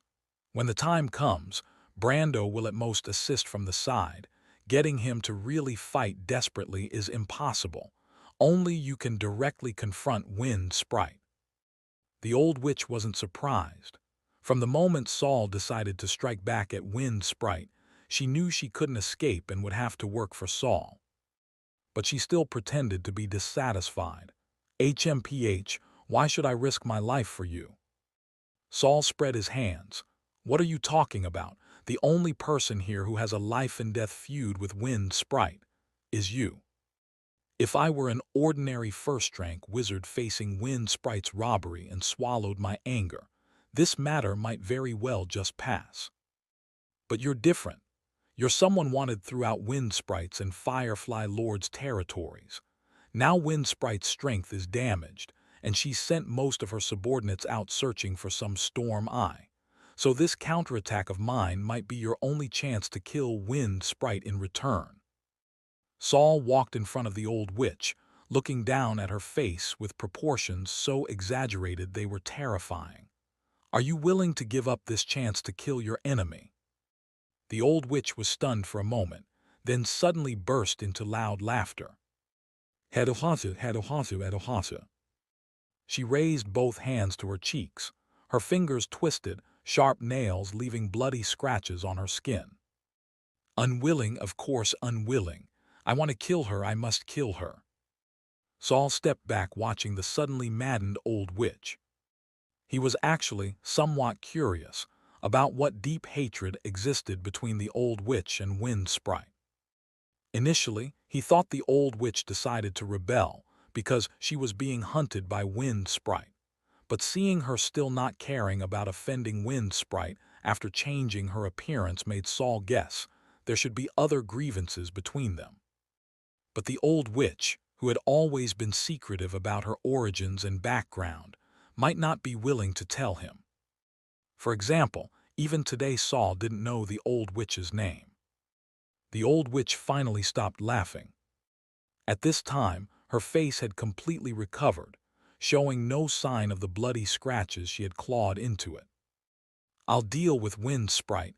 Brando will help you attract other enemies' attention. What will you do? Saul's eyes curved into crescents as he tilted his head. Me. I'm going to Wind Sprite's completed magic reservoir to use the magic reservoir she helped me build to complete my advancement. Advancing to second rank. The old witch pointed at Saul from afar.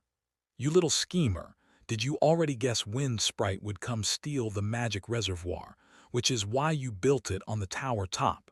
Now you're even having Brando and me clear obstacles for your advancement. Building it on the tower top was just due to construction requirements. I can't calculate that far ahead. Saul wasn't embarrassed and explained. Only by advancing to second rank myself can I conveniently fight alongside you all. Second rank isn't so easy to advance to. Are you confident you've grasped your locator's characteristics? The smile on Saul's face gradually disappeared. I think I've grasped it, though this isn't good news. The old witch continued questioning, but Saul didn't discuss the locator matter further, instead bringing up something else. It's been so long now. I think your perfect body has taken shape. Let me help you remove the last trace of pollution from your body. The old witch had finally waited for the pollution eradication she had anticipated day and night, yet she still couldn't help but roll her eyes first. You little schemer. With personnel and plans all prepared, Saul brought all his consciousness bodies and headed to Wind Sprite's cliff together with the old witch and Brando. The old witch, whose internal black tide had been completely absorbed by Saul and who was now glowing with health, also brought her strongest magical tool, the Bezek magic mirror. Brando, who had hurriedly come from his base, prepared 3 puppet bodies for rotation. The old witch hadn't expected to leave so urgently. She had thought Saul would at least wait for Wind Sprite to complete the magic reservoir's preparations before going to pick the peaches. But Saul believed that Wind Sprite's sudden action to steal the magic reservoir, coming and going hastily, must have been because she had completed other preparations before coming to steal things. After Wind Sprite brought the magic reservoir back, she would at most need debugging plus 1 preventive experiment before preparing to officially start the magic reservoir. Therefore, Saul only gave Wind Sprite 3 days to perfect her experiments. Though Rhine Lake had once been classified under Dreammaker Clark's control range, it wasn't too far from Wind Sprite's lair either. Otherwise, Wind Sprite wouldn't have sent people to probe several times. Saul's group traveled day and night, reaching Wind Sprite's lair within 5 days. Presumably at this time, Wind Sprite carrying the heavy magic reservoir had only just returned not long ago. The cliff itself was located within a mountain range. It was said the other side of the range was Firefly Lord's territory. They hid on another mountain peak slightly shorter than the cliff, carefully using Penny and other observation methods to watch Wind Sprite's movements. As you said, Wind Sprite has much fewer people here. The old witch used the Bezek magic mirror to actually observe the scene opposite. Saul said nothing. He was still waiting for Penny's feedback. The Nightmare Butterfly's mission wasn't as simple as just observing the situation outside the caves. It also had to follow the route Justin had taken when meeting Wind Sprite during his lifetime, ensuring Wind Sprite's location hadn't changed. As for the magic reservoir, it was definitely placed under Wind Sprite's nose. With Wind Sprite's strength damaged, she would try to hide it from everyone. The magic reservoir that supplemented pure magical power couldn't be too far from her location, or it would escape her control. Penny carefully flew through the cliff caves along the route Saul had taught it. Though most here were apprentices and first-rank wizards, and there were especially few people now, Penny still needed to be cautious. What if some wizard had the ability to see through the Nightmare Butterfly's true form? Or possessed parasitic sprites that also existed between reality and consciousness?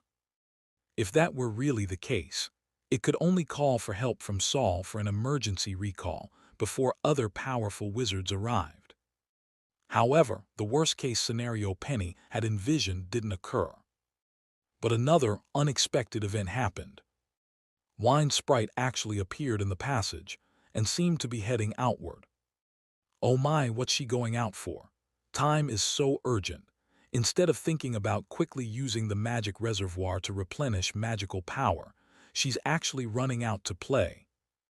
Penny grumbled indignantly in her heart, hid well, then watched Wind Sprite leave. With Wind Sprite gone, they needed to wait for her return.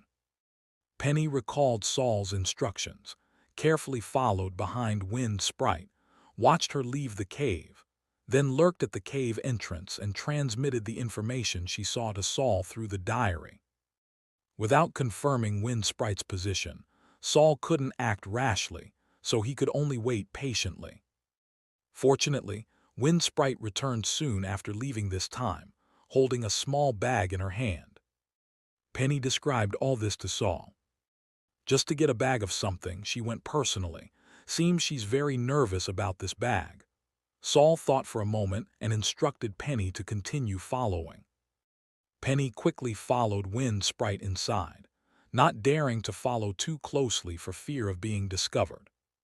She kept following the original markers to Wind Sprite's room. Very good. Receiving Penny's information, Saul nodded. The position has been confirmed. He turned to look at Brando. I'll have to trouble you with what comes next. Chapter 597, Infiltration. Wind Sprite dismissed the others, telling them not to come in unless there was an emergency. However, before her orders could be carried out, she was interrupted by a subordinate who suddenly burst in.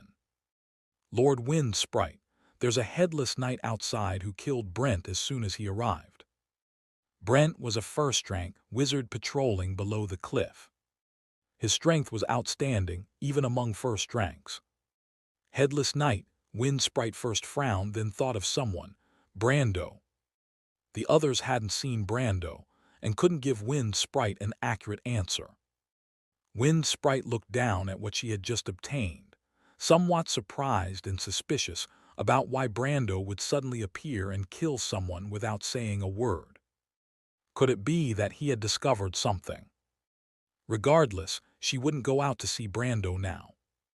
Wind Sprite turned to ask her maid, how many second-rank wizards are still here? The maid, who usually helped Wind Sprite handle miscellaneous affairs, was very clear about this. There were originally 4. After you took 3 second-rank wizards and left, only Lord Baron returned. But Lord Baron later went somewhere unknown. Now, the entire cliff has only one second rank wizard, Lord Johnny. Why so few? Wind Sprite frowned. Those second rank wizards weren't common in the borderland either. Wind Sprite's place had once simultaneously had 9 second rank wizards. That was also when Wind Sprite's power was at its strongest. But later, in struggles with Firefly Lord, the second rank wizards gradually suffered casualties and losses, eventually leaving only 6. Of these 6, 2 were away. Plus the unexpected loss of 2 in the attack on the Purity Wizard Tower a few days ago, and Baron who had disappeared. This resulted in Wind Sprite now having only 1 second rank wizard. Only now did Wind Sprite have a sudden realization. Her subordinate forces had actually dwindled to this extent. But the more urgent the situation, the deeper Wind Sprite's determination to quickly complete the magic reservoir. It didn't matter that she temporarily had few second-rank wizards among her subordinates. As long as she herself was powerful enough, one person could become a major force. Thinking of this, Wind Sprite made her decision. Have Johnny take more people, whatever methods he uses, kill Brando and bring back his corpse. The maid said worriedly, Lord Johnny's combat ability isn't outstanding among second-rank wizards. She actually hoped Lord Wind Sprite would act personally. Then whatever knight it was would have to become Lord Wind Sprite's collection. Seeing the maid's hopeful eyes, Wind Sprite knew what she was thinking. But how could she possibly go out at this time? Must I personally act every time an enemy appears at the cliff? What use are you then? After Wind Sprite finished speaking, she didn't give the others any chance to persuade her and directly left with a wave of her hand. The remaining people looked at each other. Thinking of the urgent situation outside, they had no choice but to helplessly find Johnny, the only second-rank wizard still at the cliff. Not mentioning how this group helplessly found Johnny, Wind Sprite had already left her room and was hurrying toward the deeper parts of the cave.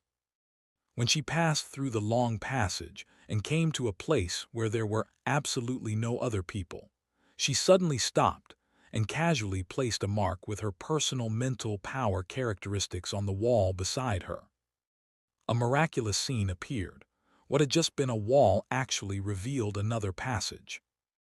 After Wind Sprite entered the passage, the entrance became a gray, dusty wall again. Not long after Wind Sprite went in, an unnoticed silver butterfly fluttered near the passage. Strange, why does it feel like Wind Sprite's fluctuations have disappeared? Penny said puzzledly. She didn't dare follow too closely for fear of being discovered by Wind Sprite, so she always maintained a distance of over 30 meters. But in such winding, rugged mountain caves, there might be a corner every 10 meters. When Penny stayed far away for concealment, she couldn't see Wind Sprite's figure. However, she was very good at tracking the unique magical power and mental power fluctuations of wizards, so she wasn't worried about losing track. But she celebrated too early. She suddenly lost Wind Sprite trail, and she didn't even know where Wind Sprite had disappeared. Looking at the increasingly deep valley tunnel, Penny felt very melancholic. She had no choice but to ask Saul for help. Hearing Penny's news, Saul immediately said to the old witch, Brando indeed didn't draw out Wind Sprite. She's worried she can't beat Brando, or that winning would be too strenuous and expose her flaws. The old witch sneered, looks like she's anxious now. The more tense the situation, the more urgently she'll want to restore her strength, so her sudden disappearance now must be. She went to the magic reservoir. The old witch jumped high. Let's go, hurry. If we're late, she'll return to third rank. Saul immediately moved with the old witch, though he wasn't quite so anxious. His magic reservoir was built for advancing to second rank. Even if Wind Sprite improved it after getting her hands on it, it couldn't possibly allow her to immediately restore her strength. She'd need at least 3 days and nights of soaking, plus preparing all the more precious magical materials. The two took advantage of Brando, attracting others' attention, and entered the cliff's interior. Following Penny's guidance, Saul dodged all early warning magical arrays and patrolling apprentices along the way. After expending considerable effort, he finally reached the place where Wind Sprite's mental power fluctuations had disappeared without major incident. Looking at the long, deep passage ahead, Saul said quietly to the old witch, "Should be a secret passage. Wait a moment, I'll look for it." Saul squinted his eyes and began observing flaws in the passage under his meditation method's enhancement. If this method didn't work, he could also use the Eye of Banishment to observe power convergence areas in this place. However, before Saul could begin his performance, he saw the old witch had already stopped in front of a wall. "The entrance is here." Saul was stunned. "How do you know?" The old witch smiled proudly, finally a chance to show off. "I'm someone who once stole Wind Sprite's things. Don't underestimate me." Seeing Saul's immediately expectant gaze, the old witch proudly turned around, thought for a moment, and sent out a mark that merged into the wall. Then, no reaction whatsoever. The wall remained a wall. The old witch was embarrassed. Maybe she changed the password, but this is definitely the passage to Wind Sprite's secret chamber. Seeing the old witch so certain, Saul prepared to directly take out the Eye of Banishment for careful observation. The old witch beside him suddenly raised her hand and released another mark. This time the wall disappeared, revealing the passage behind it. The old witch almost immediately stepped into the passage the moment it appeared.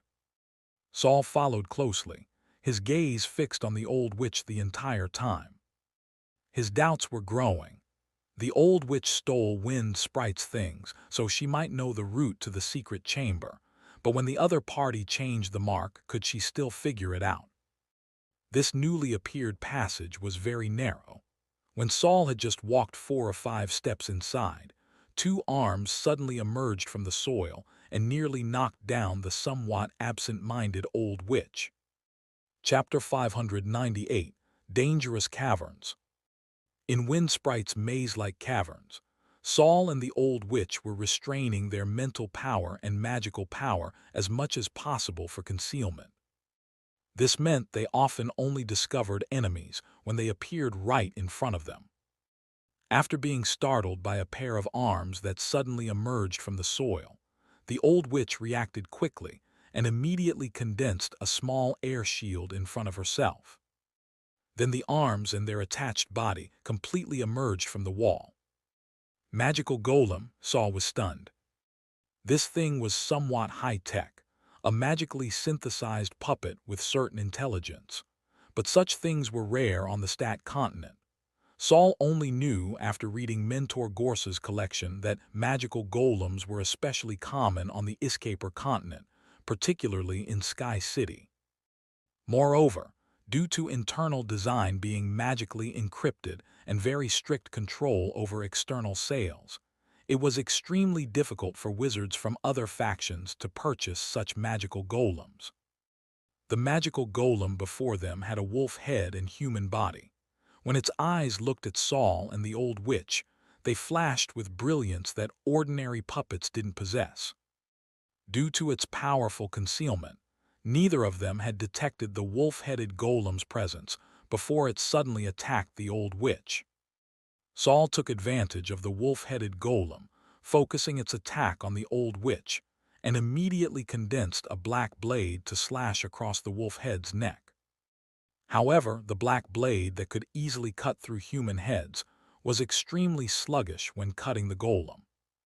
Saul could only force it half a palm's distance before the black blade couldn't penetrate further.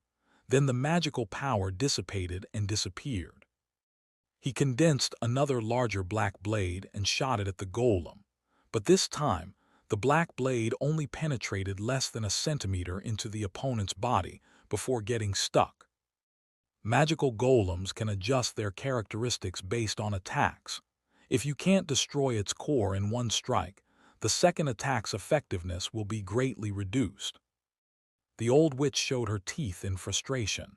My wind blades probably aren't even as sharp as your black blades. This is troublesome. The old witch wasn't afraid of the magical golem, but if she stayed to deal with it, there would be no one to resist Wind Sprite inside. Saul looked at the magical golem that had turned to counterattack him after his several strikes, his heart stirring with desire. I really want to take this golem home. But this wasn't the time to be greedy. The moment the magical golem lunged at Saul, a transparent humanoid figure suddenly emerged from his body, then quickly covered itself with silver in midair and collided violently with the magical golem. Banged!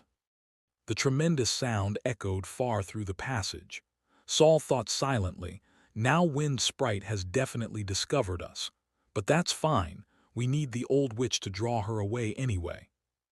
Thinking this, Saul no longer cared that Herman, dressed entirely in silver, would create loud noises while fighting the magical golem. But Herman only excelled at blunt attacks and was somewhat helpless against the magical golem that could switch between high strength and high toughness. However, the magical golem, which was very fast but not very agile in turning, couldn't catch Herman either. It simply couldn't catch the silver shadow darting around above and below. Let's go, leave this to Herman. Saul took another look at the magical golem and said to the old witch. The old witch quickly found an opening, ran to Saul's side, and the two continued deeper. However, they hadn't gone far this time when rustling sounds came from ahead. The old witch, who was responsible for drawing Wind Sprite away, no longer hid her mental power. She turned her head to listen for a moment, then said with certainty, "Poison spiders, many of them, each about palm-sized but very venomous. Even first-rank wizards will die if injected with too much venom." Saul's heart stirred. Sensing enemies' shape and size is normal. But even knowing their toxicity. The old witch noticed Saul's investigating gaze and rolled her eyes. "What are you looking at? I've been bitten before, but my perfect body isn't afraid of these spiders anymore." As they spoke, the first spider had already appeared before them. This spider was indeed as the old witch described, only palm-sized, crystal white all over, like something carved from ice and jade. Though the little spider looked cute, upon seeing enemies it immediately showed a pair of crimson eyes, looking at Saul and the old witch like seeing two large chunks of meat. Then a large mass of pearly white spiders ran out from the shadows, densely packed, overwhelming. At first glance there were 200 to 300. Combined with the cave being less than 3 meters wide with little maneuvering space, seeing so many little spiders in such a confined environment, no matter how cute they looked, truly made one's scalp tingle. "Let's fly up and rush through," Saul suggested. Even if spiders might fall on them as they flew through, as long as they were covered with spell armor, they could ensure they wouldn't be bitten for a short time. "No, we still need to deal with them here. Otherwise, if they follow us in and we encounter Wind Sprite, we'll have to watch out for these spiders while dealing with Wind Sprite." The old witch worried about being attacked from both sides. Clearly, she wasn't truly completely unafraid of these spiders' venom. Even if the perfect body could self-heal, if too much venom accumulated, it might still affect her combat. But Saul grabbed the old witch's arm and smiled. "Then let's fly through and have someone else block these spiders." The old witch realized Saul was referring to the consciousness bodies and soul-devouring mire inside him. For this outing, Saul had truly brought everyone. If someone attacked his base now, the wizard tower could only close itself and pray it wouldn't be breached before Saul's return. The old witch also grabbed Saul's arm, and they flew up together as the old witch's wind shield covered both of them. When they flew over the passage filled with pearly white spiders, despite their high speed, spiders still fell on them like dumplings. But because the windshield's protection was very strong, those spiders temporarily couldn't touch their bodies. However, their toxicity was indeed very strong. Red spots soon appeared on the windshield. These little creatures' venom could even corrode magical power. Fortunately, they quickly passed through the cave with the densest spider concentration and landed on an open area. Then the old witch raised several small whirlwinds around her body to sweep away the little spiders on the wind shield. As soon as these little spiders landed on the stones, their 8 legs immediately stuck firmly to the rocks, bodies pressed low, and they could no longer be blown away by wind. Then the wind shield was withdrawn, and a vine-like black tentacle dropped from behind Saul's neck to the ground. The earth and surrounding stone walls and ceiling immediately turned black and softened. In just a few breaths, they transformed from hard rock into moist, soft soil. Numerous black tentacles emerged from the walls that had become swamp, all opening shark-like mouths and lunging at the charging little spiders. But in terms of numbers alone, little algae still wasn't a match for these little spiders. Some spiders, after avoiding the tentacles' bites, would climb onto them and gnaw at the tentacles' bodies. Sharp mouthparts combined with corrosive venom quickly bit off the tentacles' tips. Seeing this, Saul had to release another consciousness body, Anne. Anne, you and little algae hold the line here. It will protect you from spider bites while you focus on clearing spiders that land on it. Yes, master. Anne acknowledged and immediately stepped forward to join the battle. At this moment, powerful mental pressure emanated from deep within the cave. Saul and the old witch almost simultaneously staggered and nearly fell. That was mental pressure, belonging to a third-rank wizard. The old witch's expression changed. Didn't you say Wind Sprite was finished? Saul immediately glanced at the diary, then smiled slightly. Only pressure but no person in sight. Isn't that exactly what being finished looks like? Chapter 599, Fantasy Collaboration. Today's star player, Wind Sprite, was about to appear. Saul slowly retreated, leaving the main stage to the old witch. A wizard slowly emerged from the dark passage ahead. For some reason, her face was covered with a layer of black veil, making her features unclear, but Penny recognized the mental power fluctuations on her body. It's Wind Sprite, but Penny was also somewhat puzzled, but something seems off. What did you sense? Saul asked. I feel her mental power is much weaker than before. Penny's words once again confirmed Saul's speculation.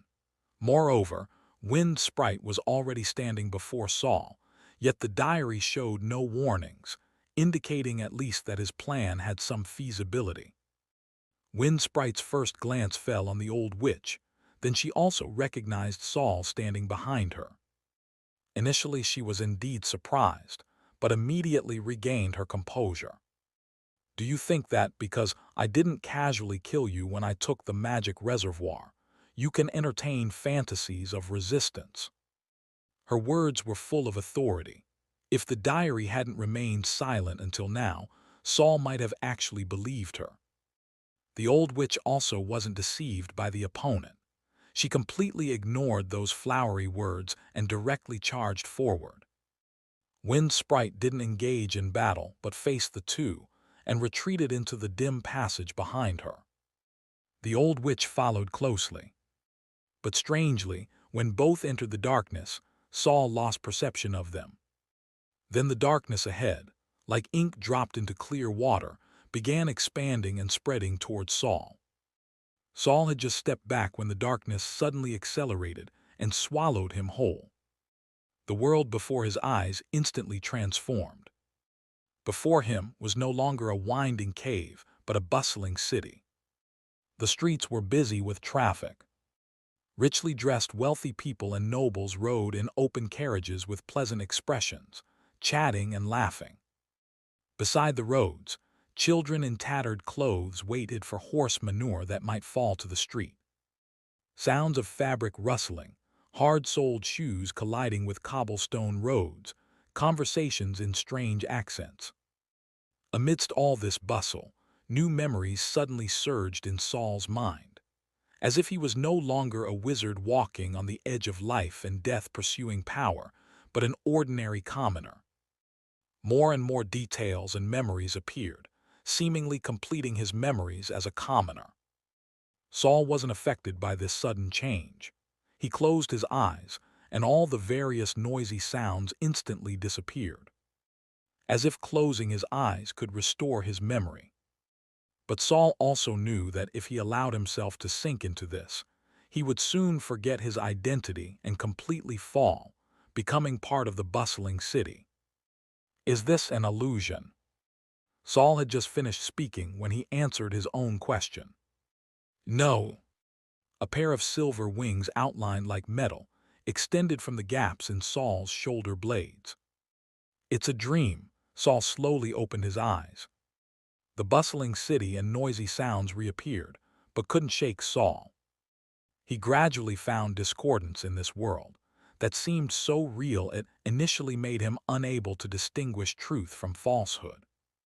That was, when you widened your eyes trying to see the world's details clearly, you'd discover everything was blurry and unclear. When Saul's cognition returned to its proper place, the disguise lost its effectiveness. His silver wings behind him flapped once, and his entire body flew into the sky like a real butterfly. Time in the dream rapidly passed, and the scenes gradually became lines. Then ding! Like the sound of an electrical signal being shut off. Saul opened his eyes. He still stood in the dim passage. The darkness that had once engulfed his entire body had disappeared. But both the old witch and Wind Sprite were gone. When Wind Sprite appeared just now, the fluctuations on her body were only at second-rank wizard level, but Penny said she still maintained third-rank pressure in front of others. Now it seems this pressure was just some kind of disguise. Saul was somewhat puzzled, but why did her disguise's power come from dreams? Does Wind Sprite also excel at dreams like Dreammaker? Or did Dreammaker contribute to Wind Sprite's disguise? Saul's expression changed. If Dreammaker was secretly connected to Wind Sprite, then his and the old witch's counterattack would be dangerous. The only good thing was that the diary still hadn't objected. That meant as long as they took down Wind Sprite before Dreammaker could react, they still had a chance to retreat safely. Thinking this, Saul no longer hesitated and didn't search for where Wind Sprite and the old witch had gone. He stepped into the dim passage before him while having Penny scout ahead. However, just after turning a corner, he saw a fork. Left led upward, right sloped slightly downward. Which way? Saul first looked toward the right, and the diary that had been silent suddenly appeared.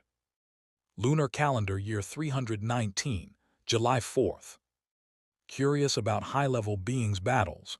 Take a secret peek. Perhaps you can understand the truth earlier, or recognize reality sooner. Truth is death, reality is also. Can't go right. This death warning from the diary was very clear. Now, if he went to the right passage, the outcome would be death. But the warning's content truly made him curious. What truth would he see? What reality would he discover? However, Saul could still control his curiosity. After seeing the death warning, he didn't spare even half a glance toward the right passage, but turned and entered the left passage. The left passage wound upward, and the mountain's walls were no longer deliberately laid stone walls, but became primitive earth-stone composites, as if recently excavated. Magical arrays for supporting the walls could be seen at intervals. The magic crystals embedded in them were also full of magical power. A new passage Wind Sprite deliberately opened should be prepared for the magic reservoir. Saul was delighted and immediately quickened his pace. If not for guarding against possible traps, he would have flown. But perhaps because there hadn't been time yet, or Wind Sprite was already too lazy to set up more traps, Saul's subsequent journey was smooth. Soon after ascending for 3 minutes, a light curtain appeared before him. Behind the light curtain should be where the magic reservoir was located. Penny, who had been scouting ahead, stopped and said somewhat surprisingly, "Brother Saul, the power contained in this light curtain also seems to be dream power tilde." "Dreams again," Saul frowned. "It seems this Wind Sprite and Dreammaker definitely have entanglements unknown to outsiders." Saul stepped forward and discovered the light curtain contained extremely complex magical power operations. It seemed only by solving the operational patterns within could the light curtain be safely opened. Time for problem-solving again. Saul's eyes once again fell on the diary. If I waste too much time here, I might alert Dreammaker Clark. Although he spared me after learning I was Master Gorse's student, if he discovers I know his and Wind Sprite's secrets, he'll definitely kill me. So diary buddy, I'll have to trouble you again this time. Before the diary could respond, Saul suddenly heard Penny's proud and somewhat smug voice. "Brother Saul, I can crack this light curtain. It's very easy." Chapter 600, Familiar Face. "You know how," Saul was delighted. "Don't underestimate me, Brother Saul. I've also set up quite powerful magical formations before. Moreover, the rules contained in this light curtain happen to be the same as the nightmare butterfly's innate power." "Then give it a try." Saul raised his hand. The silver butterfly transformed into scattered glimmers, sparkling as they merged into the light curtain. In less than 5 minutes, the originally brilliant light curtain turned into equally scattered fragments, revealing the scene behind. Inside the light curtain was a circular space. The four walls of the space were also surrounded by light curtains, but the mountain body connected above had dozens of round holes carved into it. Sunlight shone down, forming slender beams of light. At the center, surrounded by these irregularly scattered light beams, stood a huge cube over 2 meters tall. It was precisely the magic reservoir Wind Sprite had stolen from Saul. At this moment, the magic reservoir had Brando's headless corpse bound to the side facing Saul. The body had already turned completely black, as if it had been smoked and scorched. The other two sides of the magic reservoir also seemed to have something bound to them. Saul crossed the light curtain and walked around the magic reservoir. To his shock, he discovered that the other 3 sides of the magic reservoir that Wind Sprite had modified all had a person embedded in them. The left and right sides each had a first-rank wizard, while the back of the magic reservoir had none other than Wizard Baron, who had escaped from the wizard tower. "It's him." Saul's expression was strange. Baron was the only one among the second-rank wizards who attacked the wizard tower to return alive, yet unexpectedly he died at his master's hands. However, if Wind Sprite wanted to build a magic reservoir, using second-rank wizards was normal. He just hadn't expected her to be ruthless enough to act against her own people. "This way I can reunite them." Saul took out the corpses of the other 2 from the attack on the wizard tower from his storage. Though one was severely damaged, it could still be barely used. Saul replaced them with these 2 second-rank wizard corpses and began operating the magic reservoir. August separated from his body to assist, checking the magic reservoir's condition together with him. Penny flew to the light curtain entrance to stand guard, ready to immediately notify Saul once the old witch and Wind Sprite returned. Everything proceeded smoothly according to Saul's plan. The only thing that seemed somewhat strange was that this magic reservoir contained less energy than expected. Saul thought that, when a third-rank wizard's body had problems and wanted to recover, it would require massive amounts of magical power. But while this magic reservoir's magical power was abundant, it was far less than what Saul had imagined. Originally, Saul had prepared that if the magic reservoir had too much magical power for him to handle, he would need to perform several flood releases. But the current amount was just right. It didn't seem like a magic reservoir prepared by a third-rank wizard, but rather what a second-rank wizard would need. Though still harboring doubts, time was pressing. After readjusting the magic reservoir according to his needs, Saul immediately jumped in and had Agu cooperate from outside to activate the array. Just as Saul began preparing for advancement, the old witch had already chased Wind Sprite to the end of the left passage. Throughout the journey, Wind Sprite had never directly confronted the old witch, seeming to confirm what Saul had said. Her body now had serious problems. The old witch grew braver as she pursued, and the two reached the deepest part of the cave. Wind Sprite, watching the magic the old witch cast, became increasingly puzzled. Though the magic the other party used were all the most common types, her casting habits and that kind of bearing always made Wind Sprite feel familiar. As if facing someone very familiar. Why won't you engage? Have you really lost third-rank strength? Or can you no longer suppress the pollution in your body, and casting spells would cause direct mutation? Wind Sprite's gaze instantly turned icy, but she still didn't respond to the old witch's provocation, instead deliberately leading her into a new room. Normally, before entering an unknown room, one should be cautious and test multiple times. But somehow the old witch felt this place was very familiar, with everything under control. Wind Sprite had the same perception. Almost everything in this room had been arranged by her, so naturally she believed nothing could exceed her control. After entering this room, the door instantly sealed shut. Both looked up, simultaneously regarding each other with your dead expressions. Wind Sprite stepped back, as if stepping on some mechanism. Asymmetric three-circle magical arrays simultaneously appeared above her head and below her feet. The two arrays shot out blue light beams, surrounding Wind Sprite's entire body. Seeing Wind Sprite about to use a new trick, the old witch immediately stepped forward to strike first. Who knew the blue light beams would suddenly expand outward, instantly growing tenfold and filling the entire room.